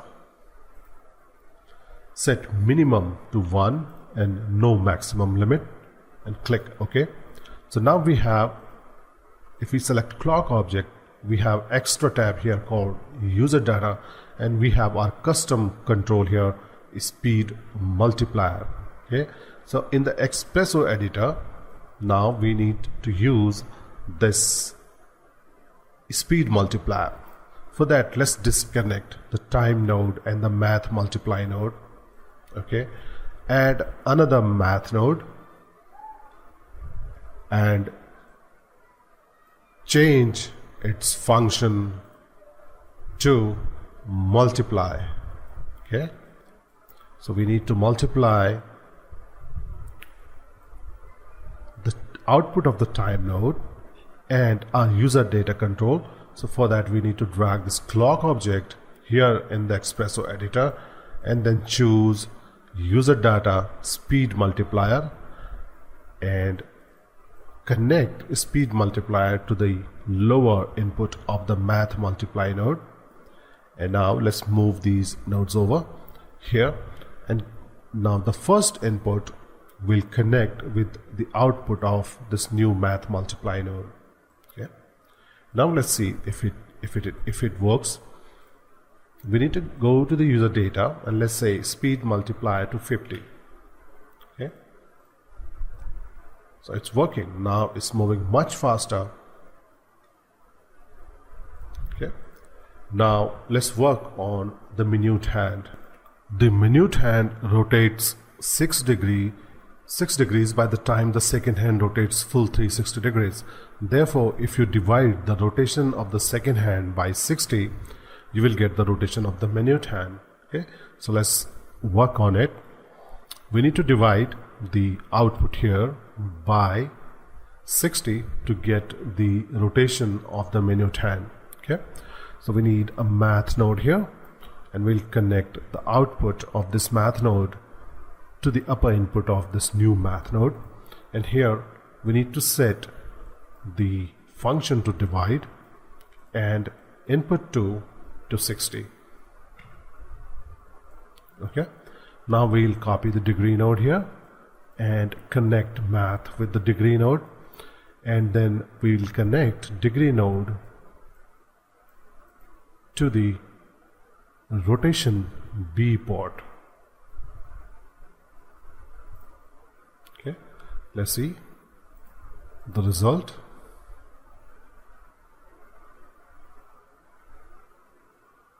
Okay, now we'll work on the R hand. To animate the R hand, we will divide the output of the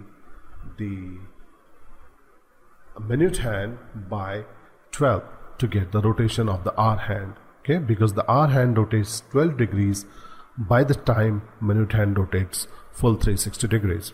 So again, we need a math node. We'll change its function to divide. We'll make the connection like this.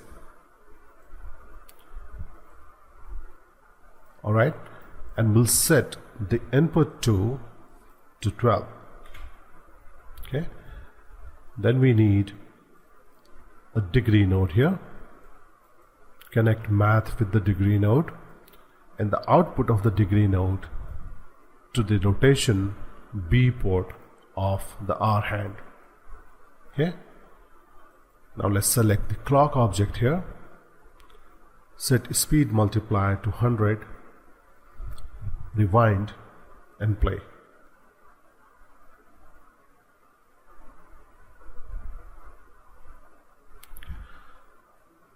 Let's increase the speed to 1000, and now we can see that our hand is also moving along with the second. The data node lets you read all relevant data of clone generating objects as well as the corresponding effectors. It works with clone, matrix, fracture, MoInstance and MoText objects. Let's explore this node with a cloner object. So I'll go ahead and open data start file. It has a cloner object which creates clones of the sphere. It also has a cube object. Okay, now I want to remap the current frame range, which is 0 to 90, to the number of clones in the cloner object. Okay, so the cube object will occupy the position of the clones as animation is being played. Okay, so let's build this functionality. Let's go ahead and first add XPresso tag to null object and drag cloner object and the cube object here. So we want to change the position of the cube, so we will add coordinates global position port, input port, that is. Okay, and the other nodes we need are time and data and a range mapper node.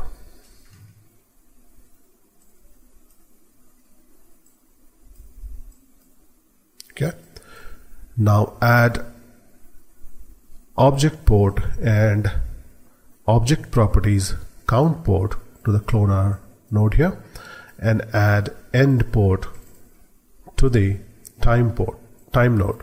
Okay, so the end is 0, end is 90 here because we have range from 0 to 90 frames. Okay, so now connect cloner object with the data object, and let's add input upper and output upper ports to the range mapper node. Now connect time with input of the range mapper node, connect end with the input upper, and connect cloner count with the output upper.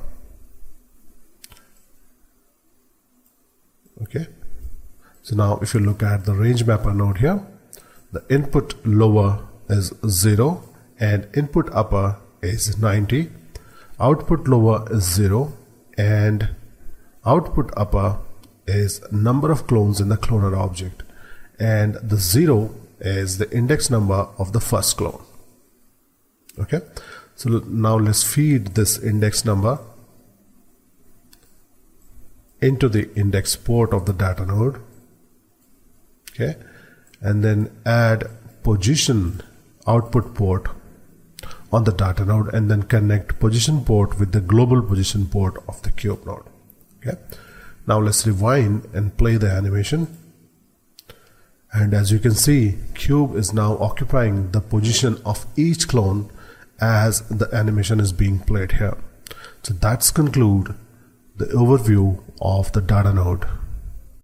In this tutorial, we will animate a table fan with oscillating moment. The objective of this tutorial is to rotate the blades of the fan as well as to give it oscillation motion from -45 degrees to +45 degrees. Okay, so we will use the sinus function, which is very useful in creating the oscillating moments. Alright, so the trigonometric node will give us access to the sine function, so we'll be using that node to create the oscillating motion. Okay, we will also create 3 user data attributes to control the animation. Speed multiplier will control the speed of the rotation of the blades. Frequency will control the frequency of the oscillation, and the amplitude will control the speed of the oscillation. Okay, so let's get started. First, we need to create the speed multiplier data control. So select fan here in the object manager, then go to user data, add user data. Actually, we have to work on the start file first. So let's close this file and open the fan start file here. Then click fan in the object manager, go to user data, add user data, and then set name as speed multiplier and unit as degrees. Okay, I click OK. So now we have the user data control. Now apply XPresso tag to the fan object and drag fan and add the speed multiplier port to it. Also drag blade assembly and blade assembly, move it here and add rotation H input port to it. Okay, so other node we need here is time node. So let's add the time node, add the real output port to it, And now let's multiply these two values using the math node. So I'll go ahead and add a math node. Now connect real with the first input, speed multiplier with the second input, and then connect the output to the rotation H. Set math add function to multiply. Okay, now select fan here and give a speed multiplier a speed of 360 degrees. Rewind and play. So now we have the blades of the fan animating. Alright, next we will create the other two data controls. Select fan here, go to user data, add user data, and the first user data control we want to add is frequency, and we'll set data type to real.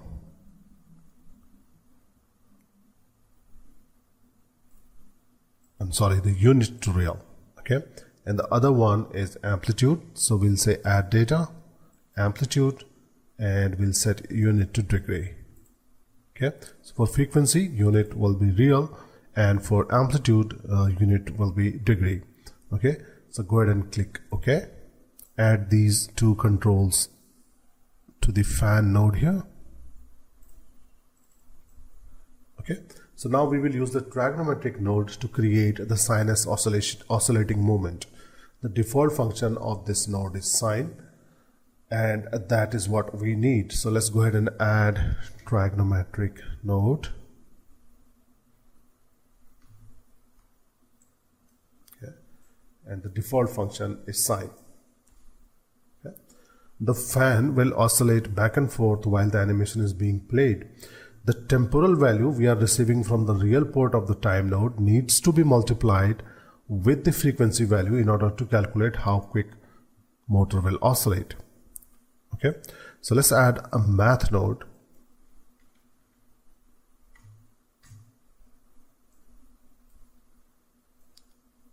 Okay, connect time real with the first input and frequency with the second input.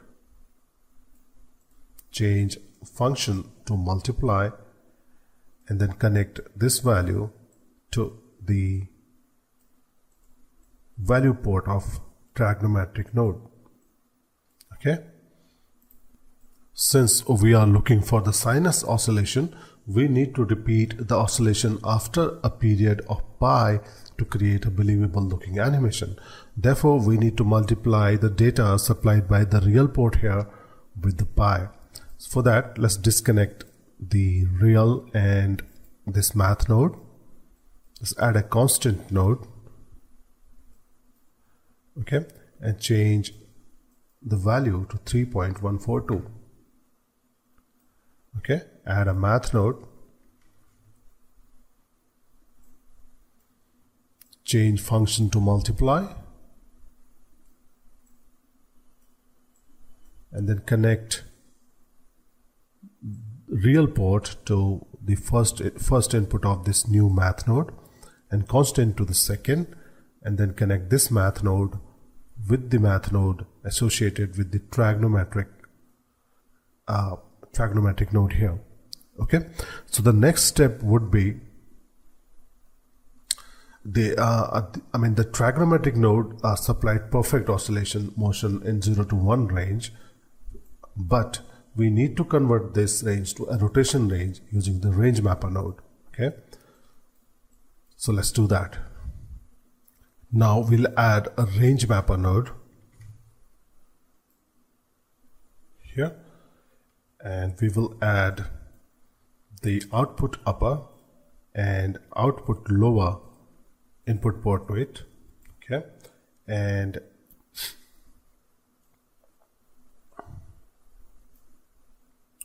we'll set output range to degree. Okay, also we'll set input lower to 1 and input upper to -1. these are the values we are getting from the sinus function. Okay, now we need to connect trigonometric output to the range mapper input and fan amplitude to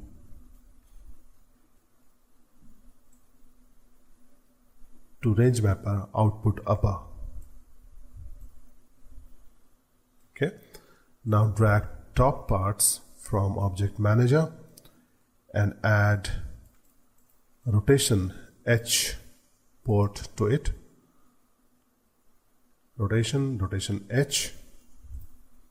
Now connect range mapper output to the top part, rotation H. Okay. Now select fan here in the object manager. Set frequency to 0.5 and amplitude to 45. Okay. Now if you play the animation, you will notice that the fan is not oscillating as expected. So next we'll fix it. The fan is only oscillating between 0 to 45 degrees range, but we are expecting rotation in minus 45 to plus 45 degrees range. Okay, to get minus 45 degree range, what we have to do is we have to use a negate node with the amplitude value. So let's do that.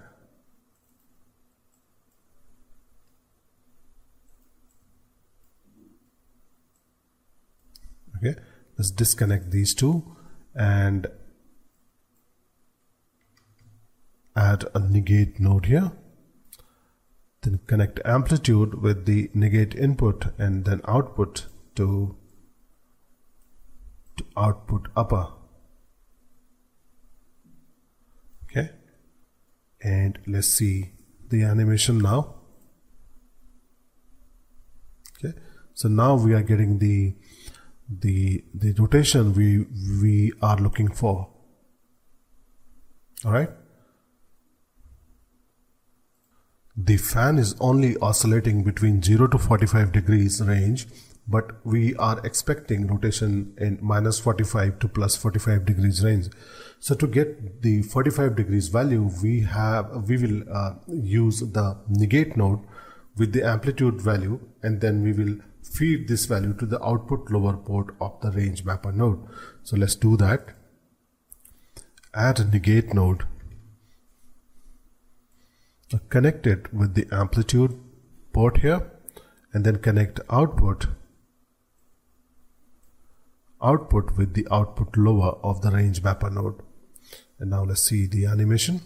So this is what we are looking for, the perfect oscillation motion from minus 45 to plus 45 degrees. Okay. But one thing you would notice here that the fan blades are rotating in clockwise direction. So to fix this, we can set speed multiplier to minus 360 degrees. But Cinema 4D will not let you enter the negative value because we have not set the minimum and maximum values in the user data dialog.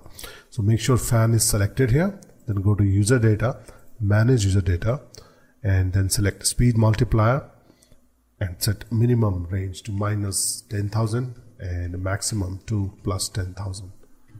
Okay, but now you can enter here minus 360. Okay, so that concludes this tutorial.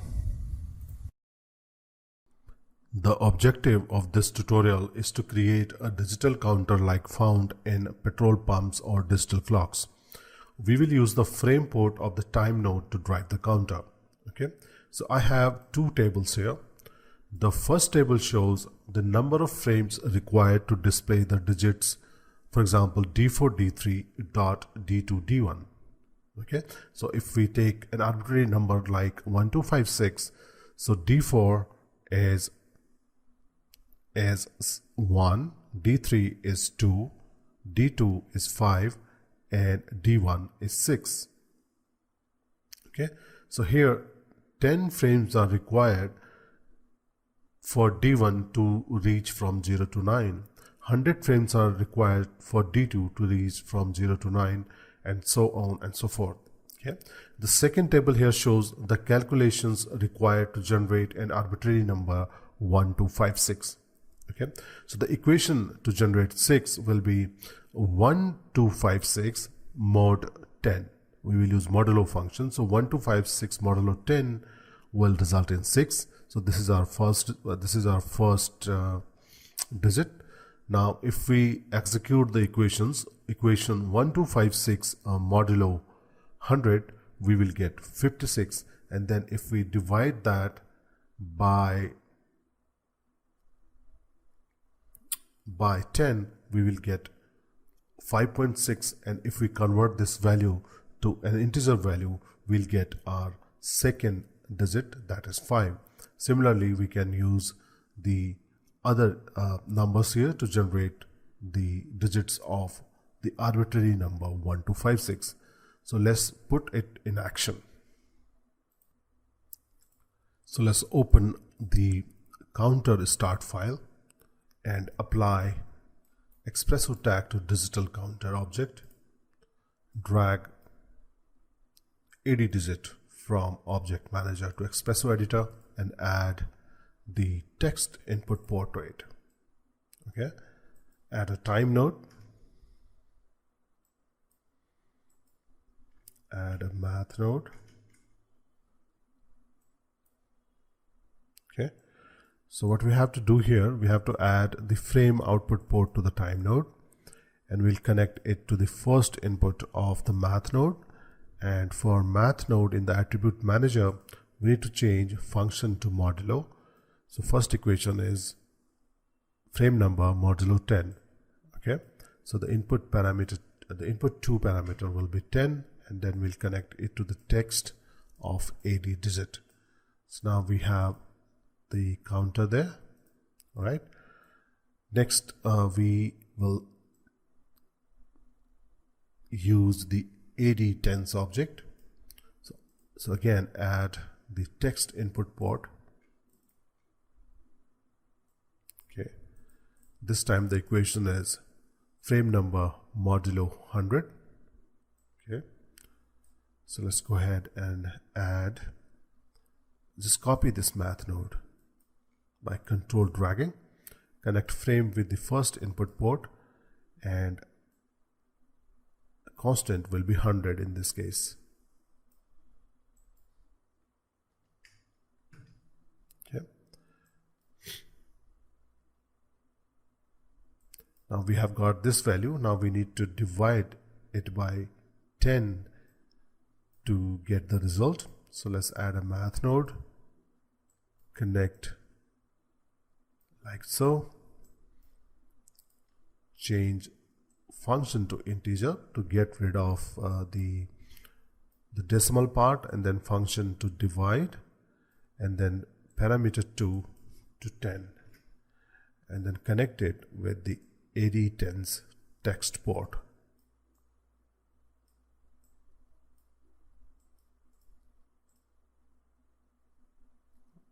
All right, next we're going to use is BD digit and add the text input port to it. Okay, now copy these two nodes, connect frame with the first input, and this time the input 2 will be 1000. Okay, and here we'll divide by 100 to get the BD digit. Okay, there we go. And in the last we have BD tens, so add that and add text input port. For this node, just we have to divide it by 1000. Okay, so we need to copy this one and connect frame with the first input, and then for the second input we'll change it to 1000 and make sure that the data type is integer, and then connect math node with the BD tens. Okay.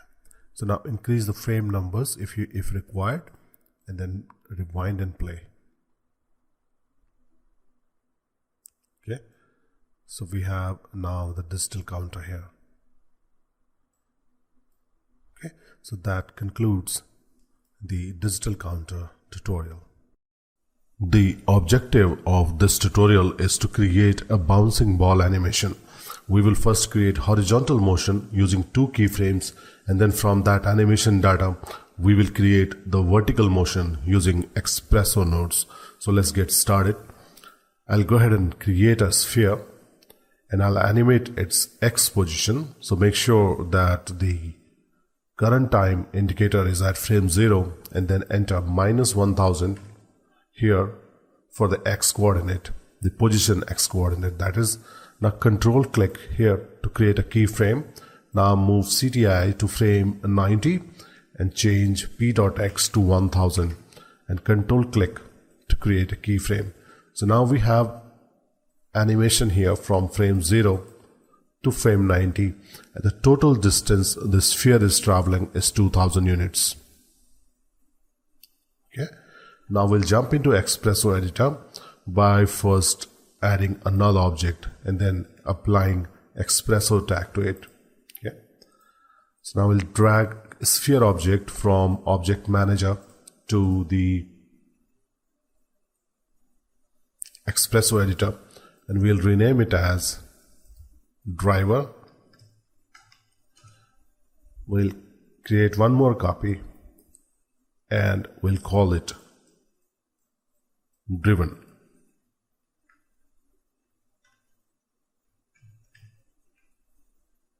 Okay, so the driver is the attribute that will drive the animation is global position X. So let's go ahead and add that output port, global position X, and the driven will be global position Y.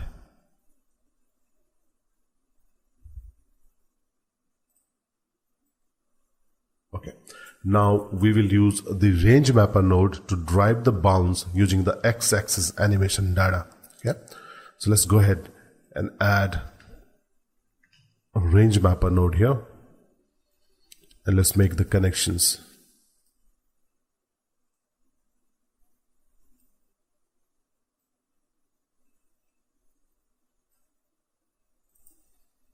Now if you play the animation now, you will notice that the sphere is animating from the negative y direction, but we only need positive values.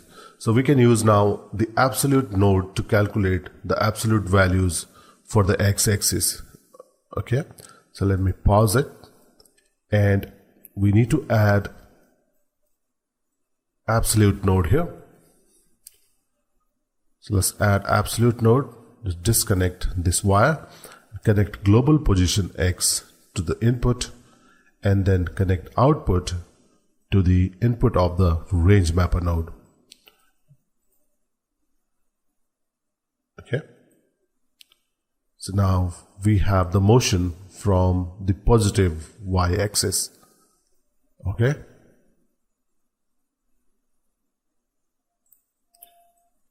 now select the range mapper node here, and in the attribute manager set input upper to 250 and output upper to 500. Okay, so the total distance the sphere will travel along the x-axis is 2000. So by setting input upper to 250, I have ensured that the sphere bounces 8 times, because 2000 divided by 250 is 8. Okay, also sphere will bounce 500 units along the y-axis. Okay, this is the value we have specified here. Okay, now let's see how it looks here.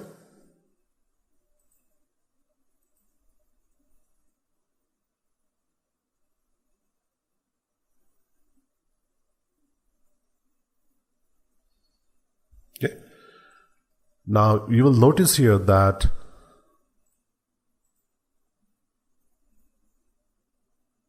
that there is only one bounce. Okay, next we need to fix it so that we get 8 bounces, and that fix is very easy.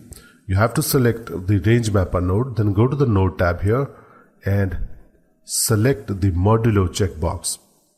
Okay, so when this checkbox is on, the input range is adjusted dynamically to fit the input range. Okay, for example, if you have a input range from 0 to 100, the input 101 will adjust it to 1. No matter how high value you specify for the input value, the modulo value always cycles through the input range. Okay, so now let's play the animation. Let me zoom in on the sphere. Let's rewind and play.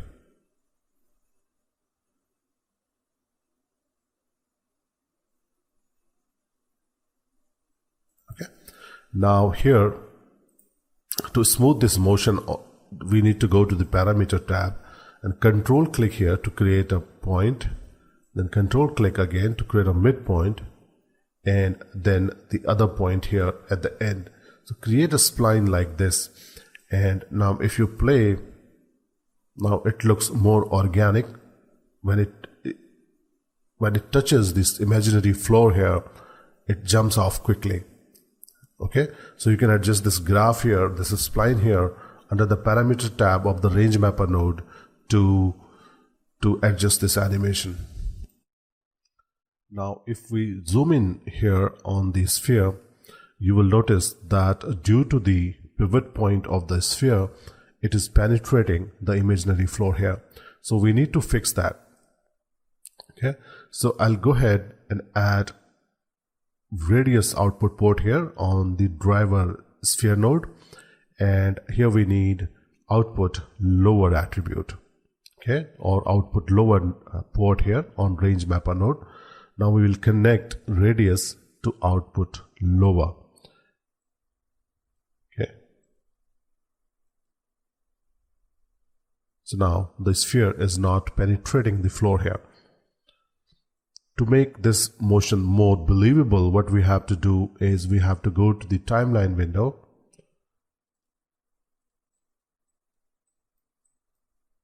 show FCurves,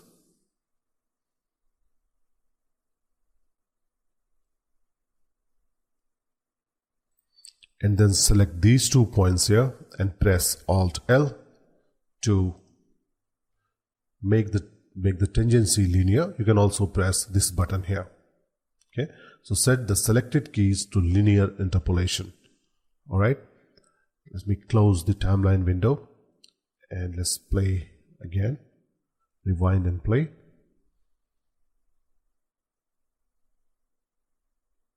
Okay, next we need to apply the squash and stretch effect. Now to create that effect, we have to select a sphere here, then go to the deformers tab and hold down shift and then click on squash and stretch. Okay, so if you look at the properties of the squash and stretch object, the factor attribute here will control the squash and stretch. Okay, and we'll be using this attribute to apply this effect to this sphere. Okay, now in XPresso Editor, what we need to do is we need to create a copy of the range mapper node, and the input value, we will connect output to the input of the range mapper node. Okay, and then we need squash and stretch here, and on this node we need the factor input port. So let's add that, object properties, factor. Then we'll connect output of the range mapper node to the factor here, and in the properties, in the parameters parameter tab here, set output lower to 75 and output upper to 120. But before that, we need to change the output range to %, because squash and stretch the factor attribute of the squash and stretch deformer accepts percent value. So let's go ahead and change that to percent. We go to come to parameter tab here and set output lower to 75 and output upper to 120. Okay. Let's play.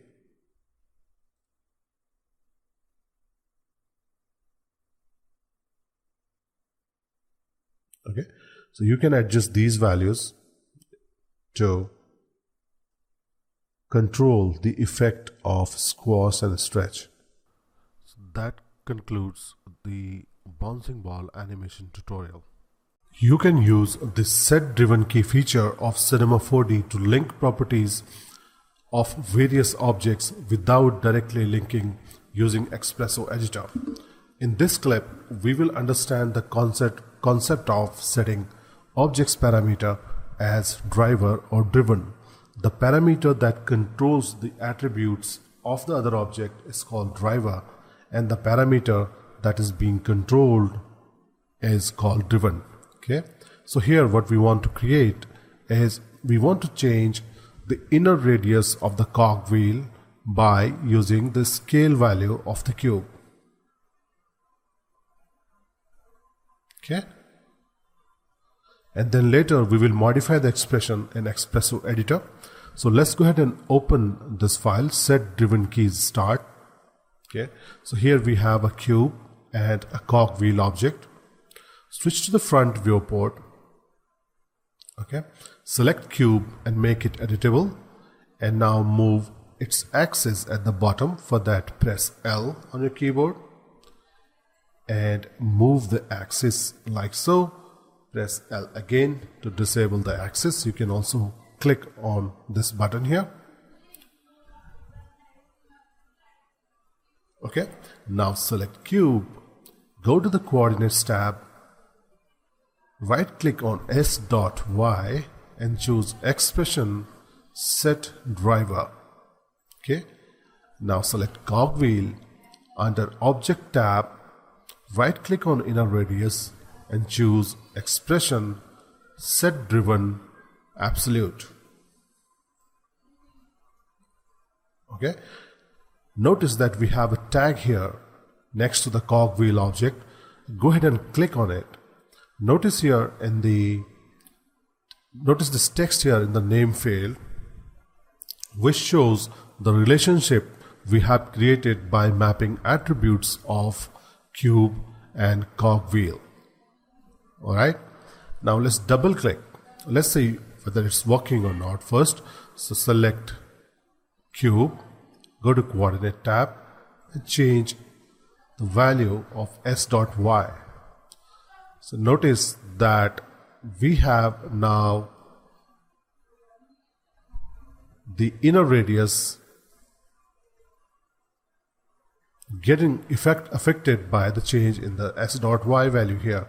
So we need large values like 200, but the cube is now pretty large. So to fix this, we will use XPresso Editor, and there we will modify this relationship. So let's switch it back to 1. Double click on this node here, on this tag rather, and it will open the XPresso Editor, and these are the nodes here that are driving the driver and driven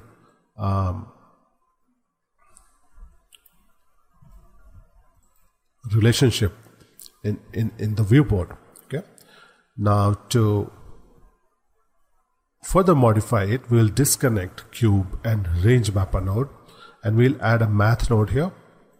We'll change function for the math node to multiply, and in the parameter tab we'll set input to 50. Okay, now we'll connect scale y to the upper input node and then connect output to the input node of range mapper node. Okay, so now when we change the scale value in a small increment, it will affect the inner radius of the cogwheel.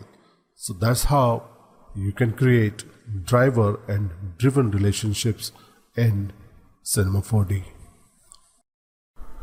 In this tutorial, we will generate random numbers in a specific range and then use these numbers to affect the cubes here we have in the scene. The objective is to generate a random number integer between 0 and 88 and then change the size of the cubes with the even numbered index. So notice we have 88 cubes here.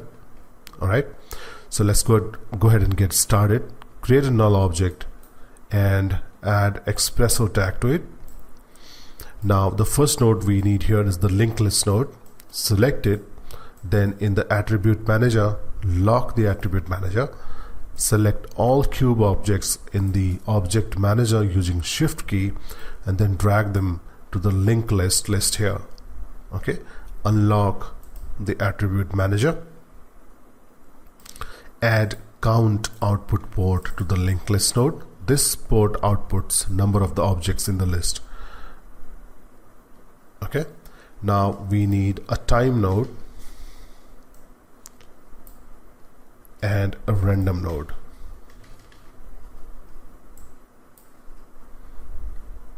Okay, for random node, select positive only checkbox here. Okay, and connect time with the random seed. So what happened here is that the random number generates a random value between -1 and 1, but we need only the range 0 to 1. Therefore we have turned on the positive only switch here, okay, to generate only positive results from the random node. Now in the next step we will remap this 0 to 1 range to 1 to 88 range. Okay, that is the number of cubes we have. Alright, so let's add a range mapper node. Okay, and let's add output upper input port to it. Now add random seed, and to connect this random node with the range mapper node we need output port, so we'll go ahead and add real output port and then connect random real with the input here and a link count to the output upper. Okay, now if you connect a result node to the range mapper's output, you will notice that we are getting only the real numbers, but we need this output value as integer because we will be using the index numbers. So the easiest method to convert a real value into an integer value is to use the result node. The universal node. So go ahead and add universal node, connect output with real and change data type to integer for the universal node, and then connect integer with result. So now we have integer numbers. That's what we are looking for. Now the next step would be to find even numbers in the range. To do this we will use the modulo function of the math node, and the equation will be the output of the universal node mod 2. If the output comes as 0, we will know that we have got an even number. So let me disconnect the result node, and now I'll add a math node. Okay, for math node we'll change the function to modulo and connect integer with the input 1 here, the upper input, and then the lower input we'll set it to 2. Alright, next node we need is the condition node.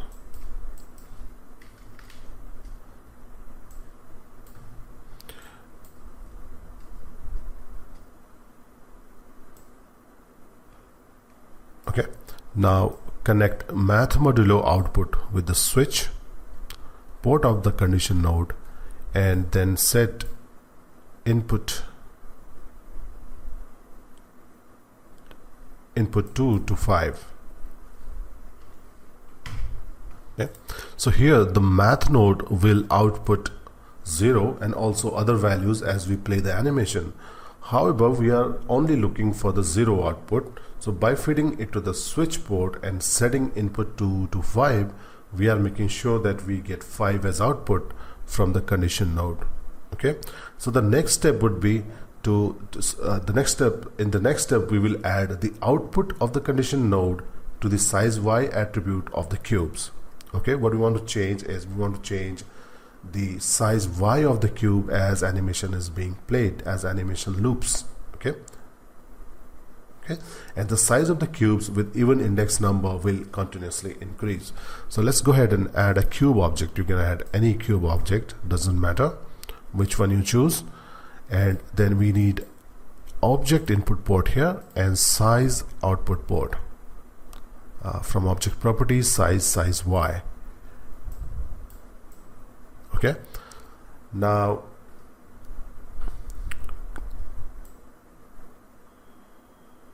connect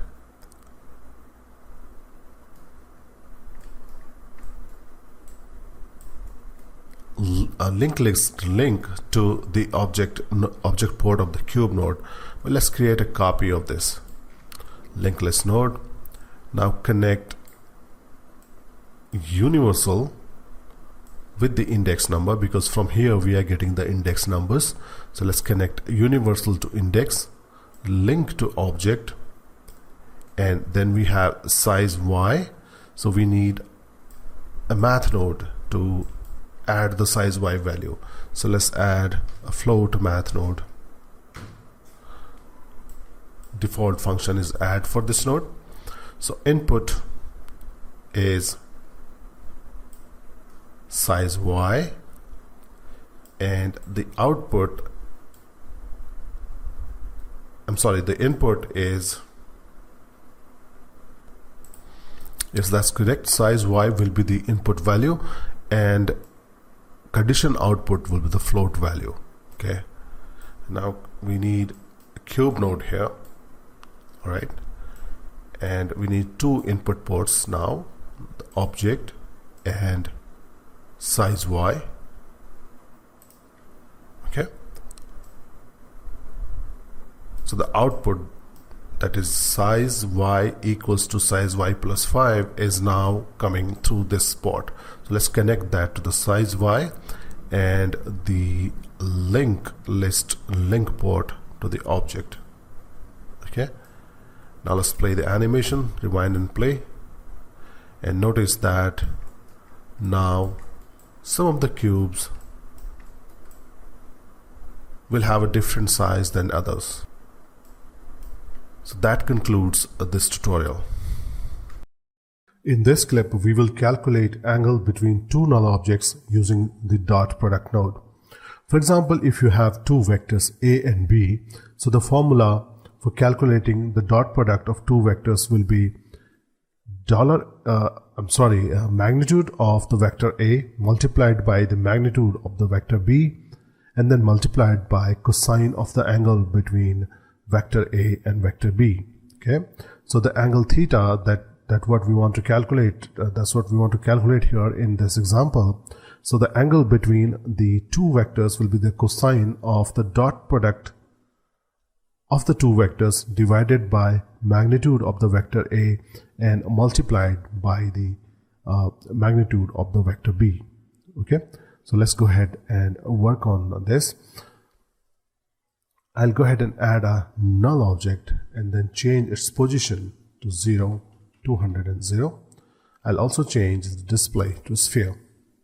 I'll create another null node and then set its coordinates as 100, 0, 0. Okay, and also change the display to sphere. So as you can see here, the angle between these two null objects is 90 degrees. So let's calculate that angle. Okay, so add XPresso tag here and drag null and null1 over here, and then add coordinates global position output port to both the objects. Okay. Now add the dot product node here. Connect null to input 1 and null1 to input 2. Okay.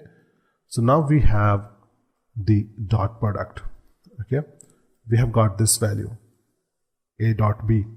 Now we need magnitude of vector a, or the length of the vector a, and length of the vector b as well. So the easiest way to calculate the length of a vector in Cinema 4D is to use a universal node. So let's go ahead and connect null to this universal node, create a copy of the universal node, and connect null1 with it. Okay. So now we need formula node to calculate the angle. So add formula node. Here we have 3 values. Okay, so we need 3 input ports. Connect dot product to value 2, the universal real to value 1, and this universal real port to value 3. Okay, now we need to enter the formula, and the formula will be cosine is a cos. Then we need dot product. Okay, so dot product is $2 because it's second from the top, $2. Then we have divided by magnitude of the vector a, which is $1, multiplied by magnitude of the vector b, which is $3. Okay, so we'll close this bracket and close the bracket. So let's copy this and paste here in our formula field. Okay, so now let's go ahead and add a result node to see the output, and the angle is 90 degrees. Now we can move these 2 vectors and the angle will change accordingly. In this tutorial, we will calculate the normal vector between 3 null objects using the cross product node, and then we will place an object at the normal vector which will be at the center of the 3 null objects. So if there are 2 vectors a and b, the cross product will always be orthogonal to both a and b. So here we are calculating normal vector between 3 vectors. So if these 3 vectors are p, q, and r, the equation will be as follows. So q minus p multiplied by r minus p. Okay, so we will first add a global position output port to the null objects, and then we will use math node to subtract the vectors. After that, we will calculate the normal vector using the cross product node and then place the object at the normal vector. Okay, so we will be using the global position and global matrix input ports of that object. Okay, so let's get started. Create 3 null objects. Okay, change display to sphere here and rename the first null object as p. Now create a copy and rename it as q. Create another copy and rename it as r. So now we have 3 vectors p, q, and r. Okay, now create a cone object. Create a cone object and then place it like so. Okay, now add XPresso tag,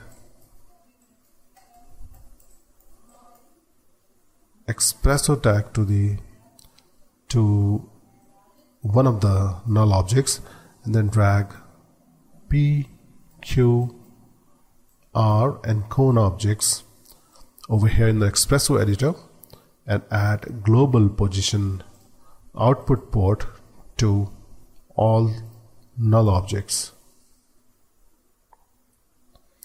Coordinates global position.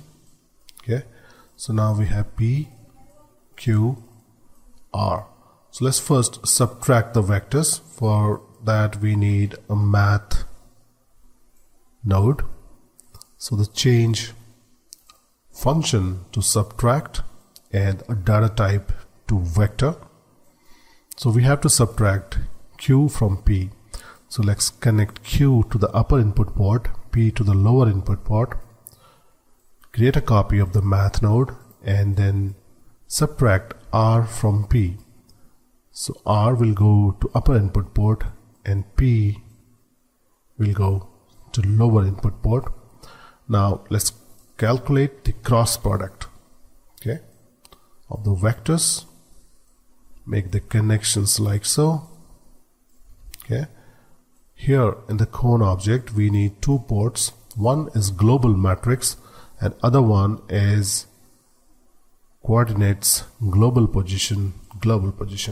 Okay, now we'll connect cross product to the global matrix here, but the output of the cross product node is vector, whereas the global matrix port here accepts matrix data only.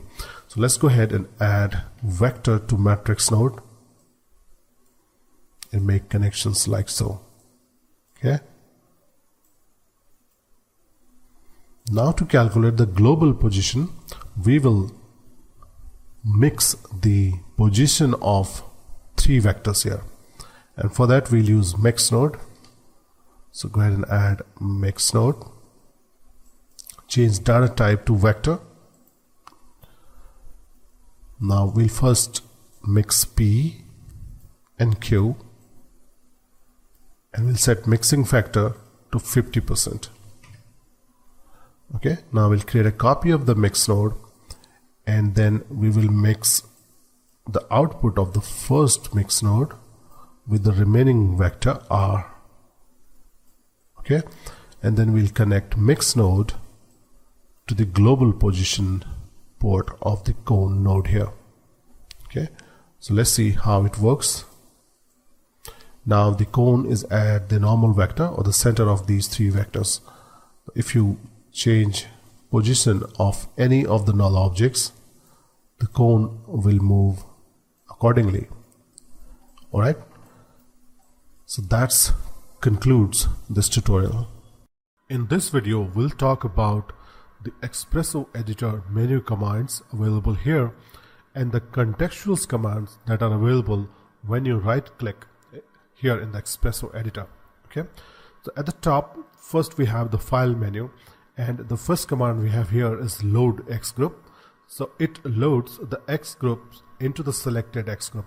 If no X group is selected, the X group is loaded directly into the XPresso Editor. Okay, next command is save X group as. It saves the selected X group.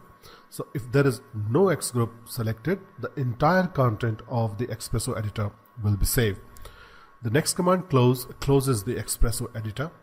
If you want to reopen the XPresso Editor, you have to double click here on the XPresso tag in the object manager. Okay, next we have the edit menu, and the first command we have here is undo. This command reverts the last change you made in the XPresso Editor. Okay, the shortcut for this is Ctrl G and Ctrl Y is for the redo. You can specify the number of changes that can be undone consecutively from the preferences window. For that you have to go to edit preferences to open the preferences window, and then you need to select memory from the left pan, and then you can set undo depth using the undo depth attribute here. Okay, next we have cut, copy and paste, Ctrl X, Ctrl C and Ctrl V. These commands are used to to move or copy or paste the selected nodes or X groups from the clipboard. Okay, next is select all. Shortcut is Ctrl A. If you choose this command, all nodes in the XPresso Editor will be selected. To deselect all, you have to choose this option, deselect all, or press Ctrl Shift A, or click on the empty area of the X group to deselect all nodes. Okay. Next command we have is enable and disable. So you can use these commands to enable or disable the selected nodes.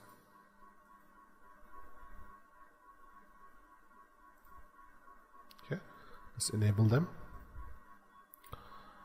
Now we have the layout menu. Here we have first inputs and then we have submenu at the left. Right now the input ports are on the left side of the nodes. Okay, like switch, like here object 1 and object 2. If you want them on the right side, you can go to layout inputs at right.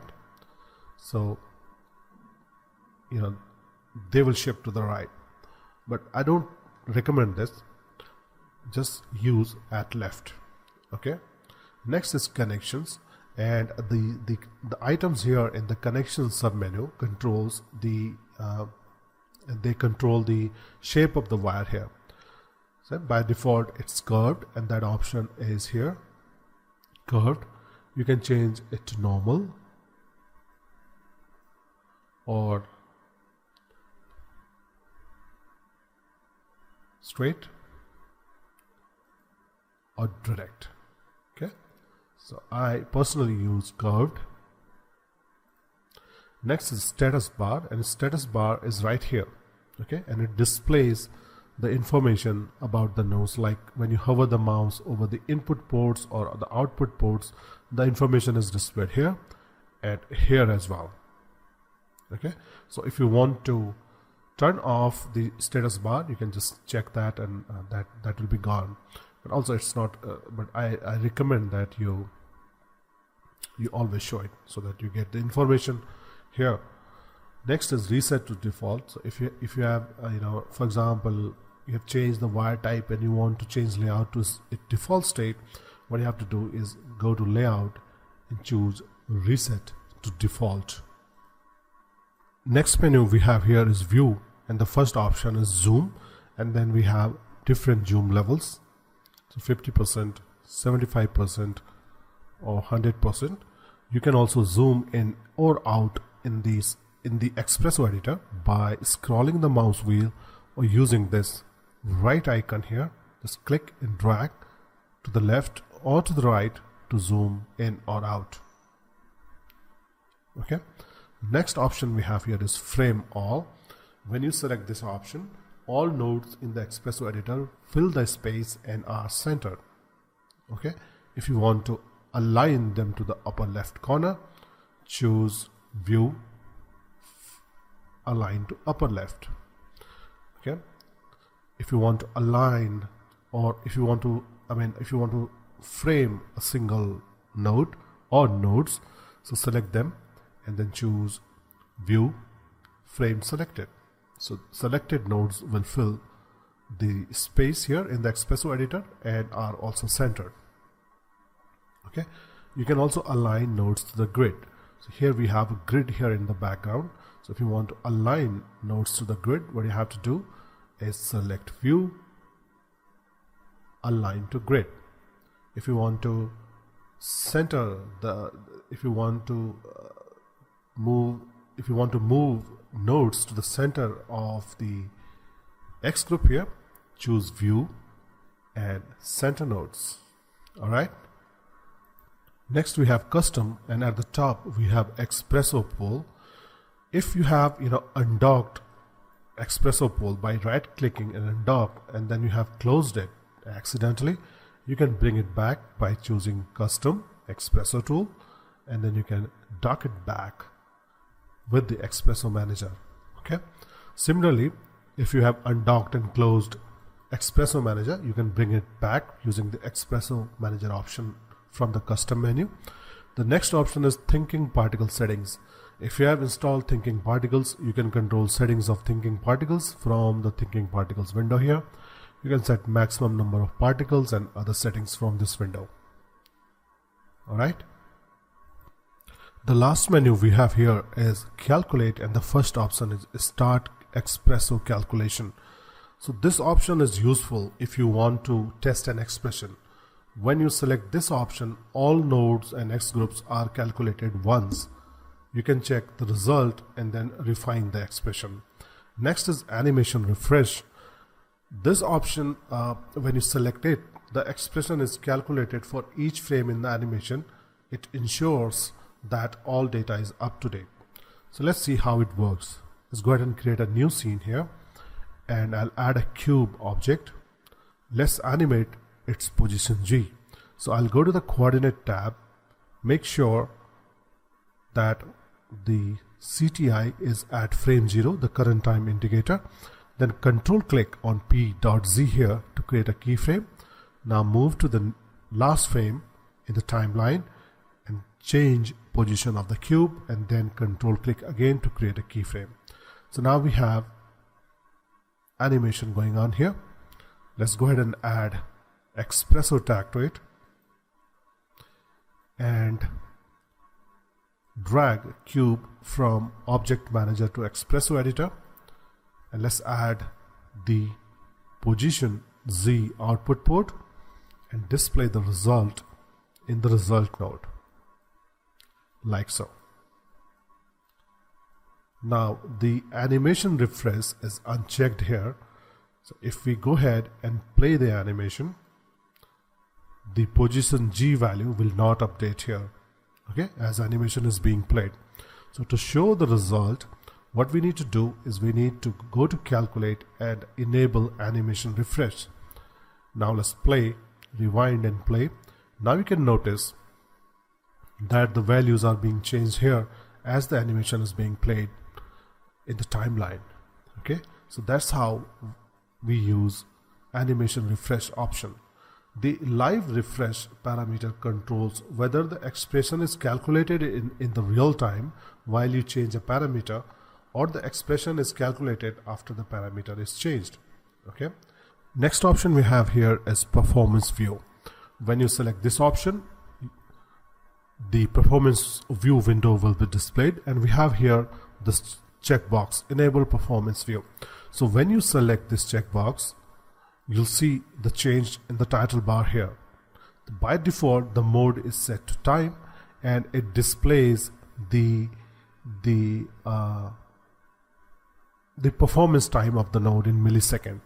If you want to display the operation, if you want to display the number of calculation operations per frame, you on the title bars here, you have to select count mode from you have to select the count option from the mode drop down.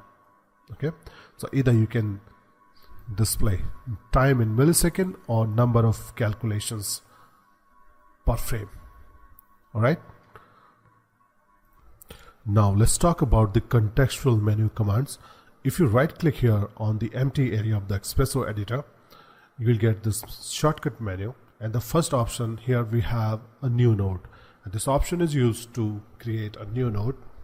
The core nodes are placed under the XPresso class, and these are the different classes here. Okay, when you select a class, then you are presented with different categories, and then if you select a category, the nodes under that category are displayed here. So for example, if you want to add a result node to the XPresso editor, what you have to do is choose new node, XPresso, journal, and then select result from here. Okay, the next command we have here is empty X group. It creates an empty X group. Okay, now you can add nodes to this by dragging and dropping on this X group. Okay, next command we have is convert to X group. So select node or nodes and then right click and choose convert to X group. So it will go ahead and create an X group for you. Okay, now to unpack this X group or delete the X group, right click and choose unpack X group. Okay, so the unpack X group command unpacks the X group, and the selected X group is deleted and its contents are placed directly within XPresso editor. Next command we have is zoom. So we already discussed that here in the last section. And similarly, you can set the view options, content options, connections option, ports. So if you want to remove unused ports, you can go ahead and select that, and the unused ports will be removed. Okay. The next command is a rename. You can go ahead and rename a node using this command. Okay. Collision objects. Let's say the new name and click OK. So the new name will be displayed here on the title of the node. The next command we have here is optimize. Okay. The result of the command depends on whether you select a node or X group before executing this command. For example, if the port names are not visible and you execute this command from the node contextual menu, okay, the node is resized to its smallest size in such a way so that the name of the node and its port are visible. So let's go ahead and shrink this as well. So now the name of the port is not properly visible, as well as the name of the ports are also not visible. So what we need to do is right click and optimize, and now we can see the name properly here and the names of the ports. Okay. If you select this command from the X group's contextual menu, the X group is scaled in such a way so that all of its nodes and the X group can be seen. So let's go ahead and create X group, convert to X group, and let's resize it like so. Right now, right click, make sure you right click on the X group here and then choose optimize. So now you can see the X group as well as the nodes inside it. Okay, so this is that was the quick overview of the contextual commands available in the XPresso. In this lesson, we're going to talk about creating and connecting nodes in the XPresso Editor, X groups, XPresso Manager, and the XPresso pool. XPresso nodes are the basic building blocks of the XPresso expression. A node represents an object or a function. Various nodes are connected together to perform one or more functions. This set of nodes is called the XPresso expression. To create a new expression in the XPresso Editor, create the required nodes and then make connections between them by drawing lines from one node to other nodes. These lines are called wires. You can connect the parameters of the object with the parameters of the other objects by specifying input and output ports on the nodes. So once you establish the connections between the ports, you can control the data flow in the node tree. XPresso might look daunting at the first glance, but do not get nervous. As you go along, you will soon realize that it's a must-have arsenal in any artist armory. Enough talking, let's take a look at the XPresso Editor.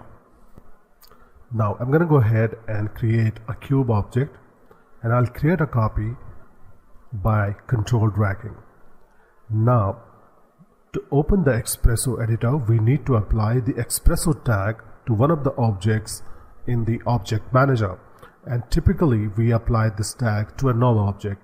So I'll go ahead and add a null object, then I'll right mouse button click, and then I'll navigate to Cinema 4D tags, XPresso, to add the XPresso expression tag here and to open XPresso Editor. Now if you close this editor accidentally, you can again open it by double clicking on this tag here in the Object Manager. Now there are a couple of ways that you can use to add nodes here in the XPresso Editor. First, you can add using the right mouse button menu. So right mouse button click on here in the XPresso Editor and then choose new node. Then these are the XPresso classes. So we have XPresso class, we have hair class, we have motion graphics class, we have dynamics class, and we have thinking particles class. Okay, so once you select the class, then there are categories under that class. So for example, if you want to add a constant node, you will navigate to new node, XPresso, journal, and constant. Okay, the second method to add nodes to the XPresso editor is from the Xpool tab here. So click on this magnifying icon to open this search field, and then you can type here.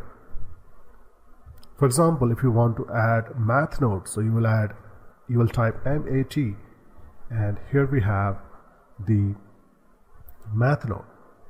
If you type H, you will get two nodes, float math add and math add. So click and drag to add node to the X group. And the third method is to drag objects from the object manager, or if there is a material, you can drag it from material manager to the XPresso editor to create a node here, the material node we just created. And you can also drag attributes from the attribute manager. So if I go ahead and double click on the material manager to open double click on the material swatch here to open the material editor, and then I go to texture, surfaces, and tiles. So I have applied a tiles texture to this material. So now I can drag the swatch, this texture swatch here in the I can drag the swatch from material editor to XPresso editor to add the tiles nodes. I'll add the tiles node here. So these are the three methods we can use to add nodes to this XPresso editor. Now close the material editor, Ctrl A to select all nodes, and press delete to delete all of the nodes from the XPresso editor. Now I'll go ahead and drag cube 1 and cube node here. Okay, so you can click and drag to freely place the nodes in the XPresso editor. Okay, you can also use the arrow keys to move the nodes. So up arrow, down arrow, left arrow, and the right arrow keys I'm using here. All right, have a look at these two icons here. The first one is used to pan in the XPresso editor. So click, left mouse button click, and then drag to the left or to the right or up or down to freely pan in the XPresso editor. And the second icon is used to zoom in or zoom out in the XPresso editor. If you want to use keyboard, you can pan using Alt and middle mouse button, and you can scroll the mouse wheel to zoom in or zoom out. Okay, if you double click on the title bar here of a node, you can minimize it, double click again to maximize it. Okay, now to add output and input ports to a node, you can use this blue port here and this red port here. This blue port is used to add input ports, and this red port is used to add the output ports. So go ahead and click on this red square here, and then go to coordinates, rotation, rotation. So now we have added rotation output port to this cube node, and the port is represented by this small circle. So if you double click on the circle, it will go away. The port will go away. So let's add again coordinates, rotation, rotation. You can also right mouse button click on the circle, and then you have option for delete port, rename port, remove wires, and port information. Okay, likewise you can add input ports. So go ahead and click on this blue square here, then go to coordinates, rotation, rotation. So now we have the rotation input port. Now to make a connection between the ports, you have to drag from output port to the input port or input port to the output port. So once you click and drag any port, a wire appears, and then drag that wire to the port you want to connect to. So let's go ahead and click and drag this port from cube rotation to cube 1 rotation, and as soon as the mouse pointer is over the rotation port here, the wire turns green. What it means that the connection between these ports is possible. Okay, so drop it, and now we have the connection between the rotation port of the cube, that is output rotation port of the cube node, and we have made connection with the rotation input port of the cube 1. Since now we have the relation here, we have the connection here, if we select cube here and activate the rotate tool and rotate the cube, you will notice that cube 1 will also change its rotation values as per the rotation values of cube object, because we have made connection here. An output port may be connected to multiple input ports, thus enabling you to pass the same value to several nodes or X groups. However, an input port may have only one connection. Okay, so if I add a result node, then I can connect the output to another input node here, but I cannot connect two wires to one input node. That's not possible. Okay, another thing that you need to keep in mind is the data type that a node outputs, or the input ports of a node accepts. Okay, for example, if you hover the mouse over this rotation port, so it's showing you the data type in a tooltip. So you can see that the data type there is vector. So this rotation port is outputting a vector data type, and a vector is comprised of 3 values x, y and z, but here on the result node we are seeing only one value because we haven't set the data type for this result node. So to do so, what we need to do is we need to select this result node and then change data type to vector. So now we have values as x, y and z. So this is the rotation vector which is displayed here.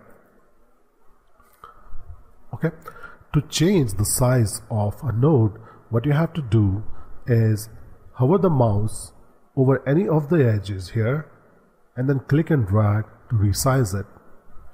Control double click on the title bar to resize the node and fit its content. Okay, one more thing I would like to tell about the connection is that you cannot connect ports that have incompatible data types. Also, you cannot connect the input ports together or the output ports together. Okay, wires or the connection wires or the lines that you see here are color coded to indicate whether a connection is allowed or not. The green color indicates that the connection is allowed, whereas the dark gray color indicates that the connection is not allowed. If the connection is not allowed, the wire will be deleted as soon as you let go of the mouse button. So let's see this in action. If I go ahead and add a bitmap node,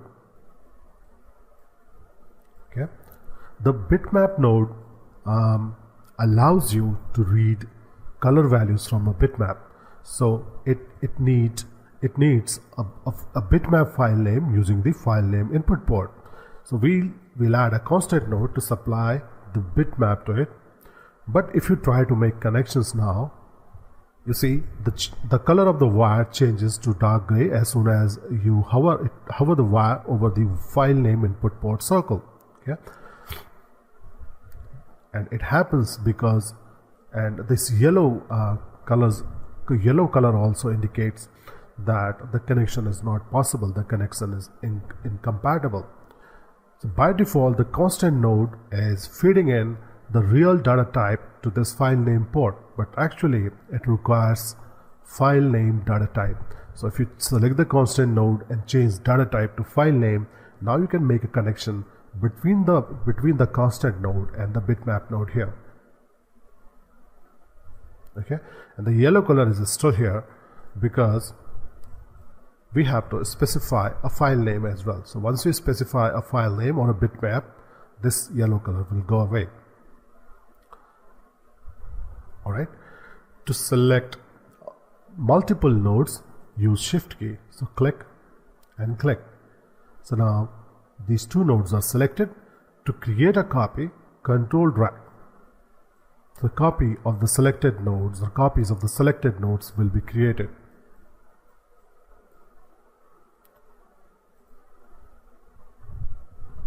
Alright. You can disable or enable a node by selecting it. Let me delete the copied nodes.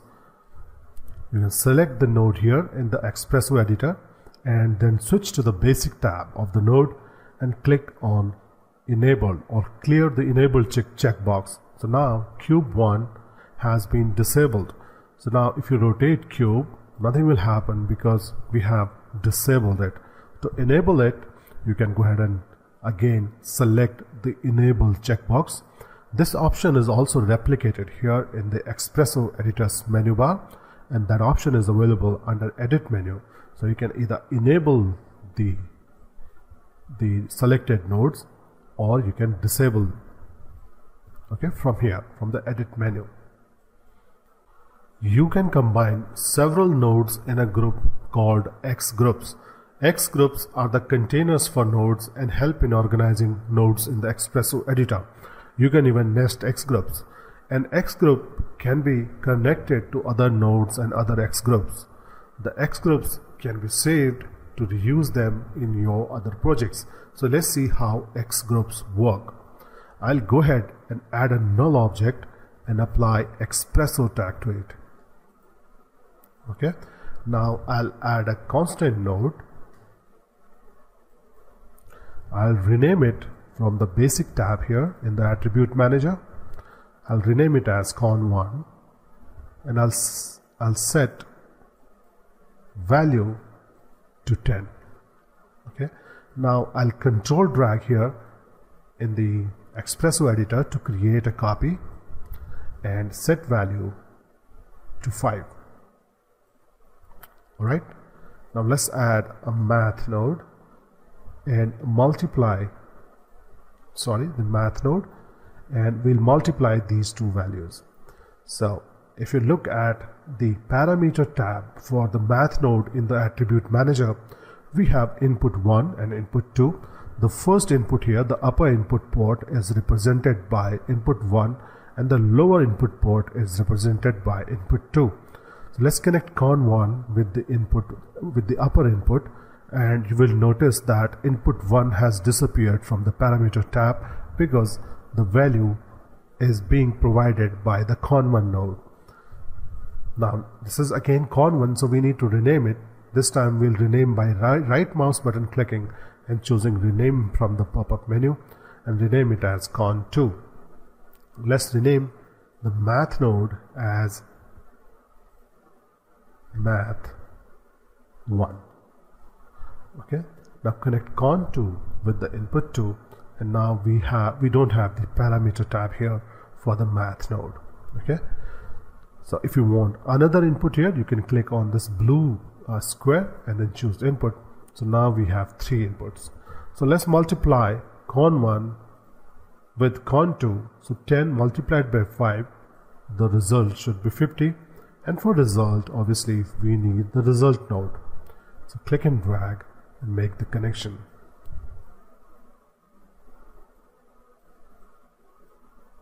Okay.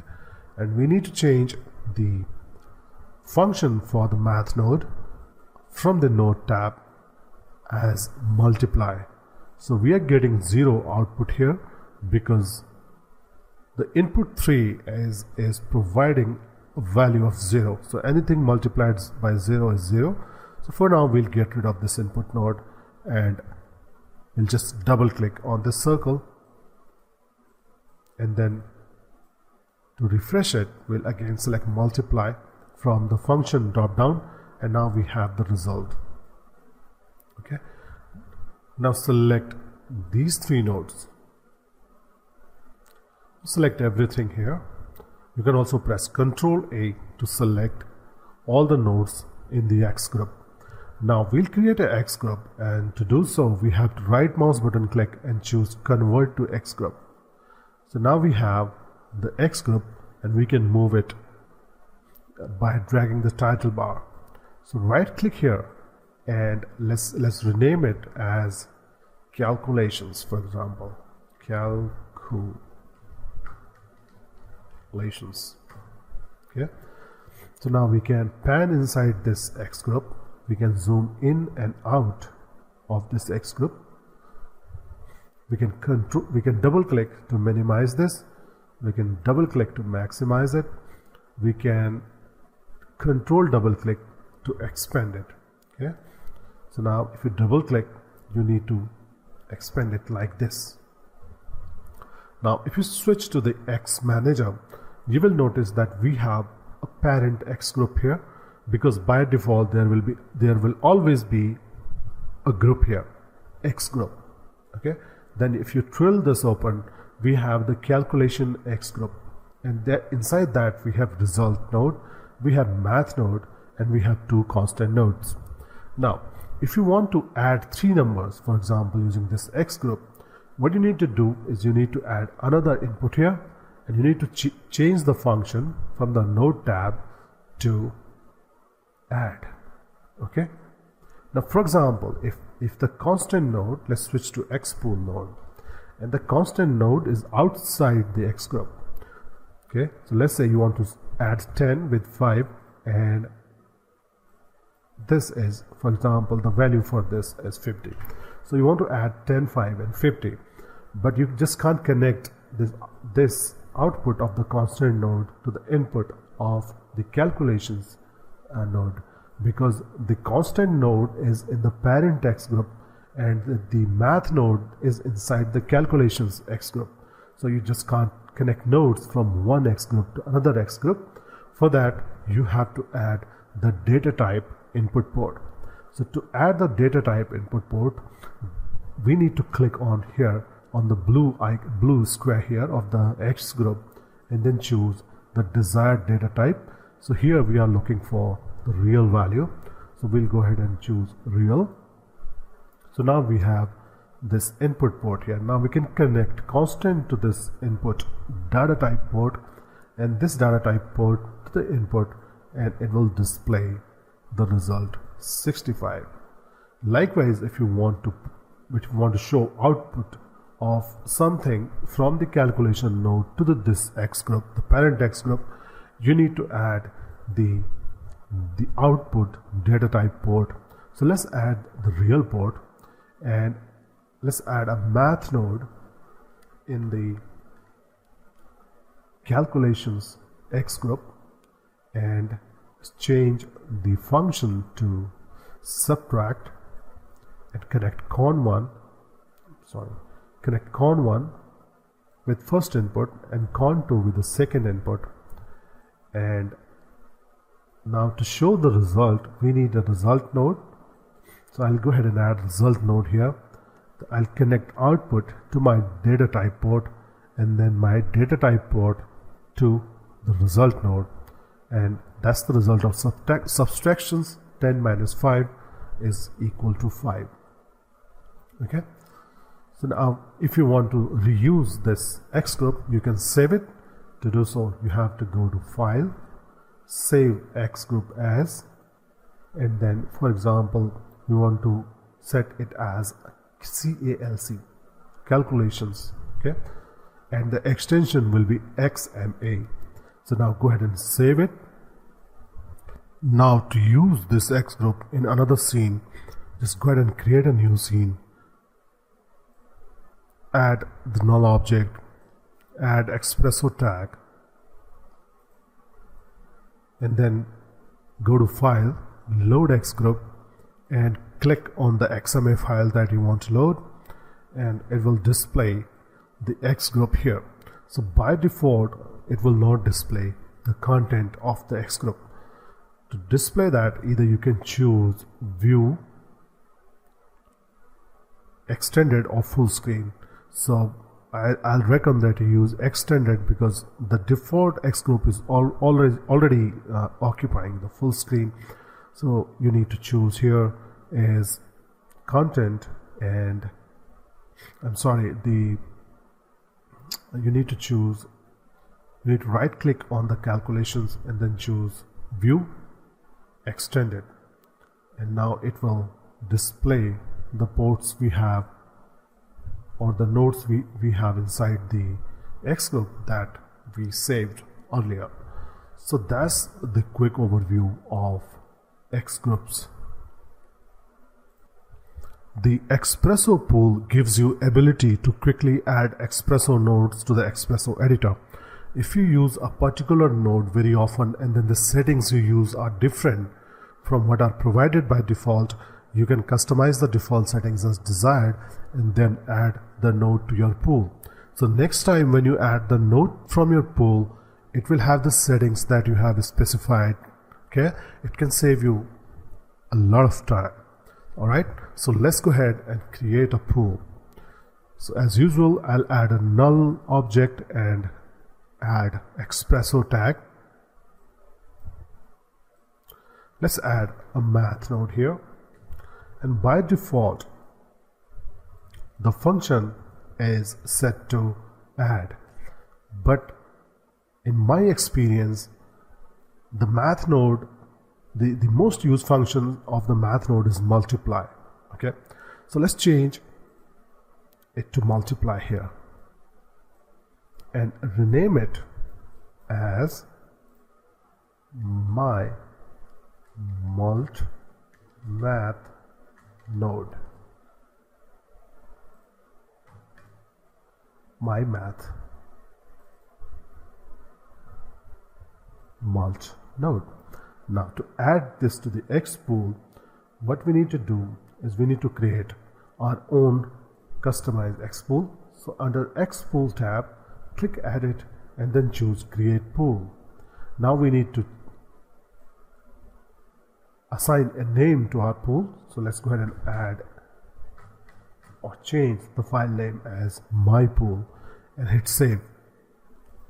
Notice that here in the X pool tab, now we have my pool. Okay, so let's get rid of the search results by clicking on this X icon here. So we have one pool as system operators, one as system presets, and now we have our own my pool. Now to add this node to my pool, what you have to do is drag it from the XPresso editor from the right pane to my pool. So now if you drill open this, we have this my mult math node here. So next time let's search for the math node.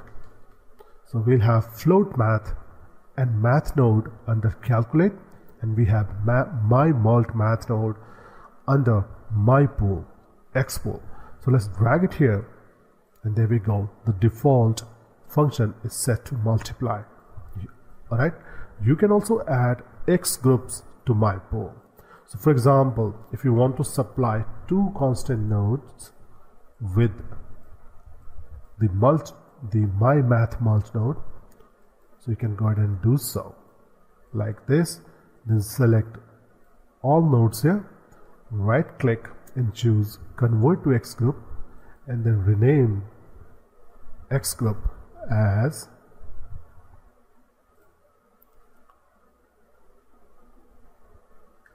mult my math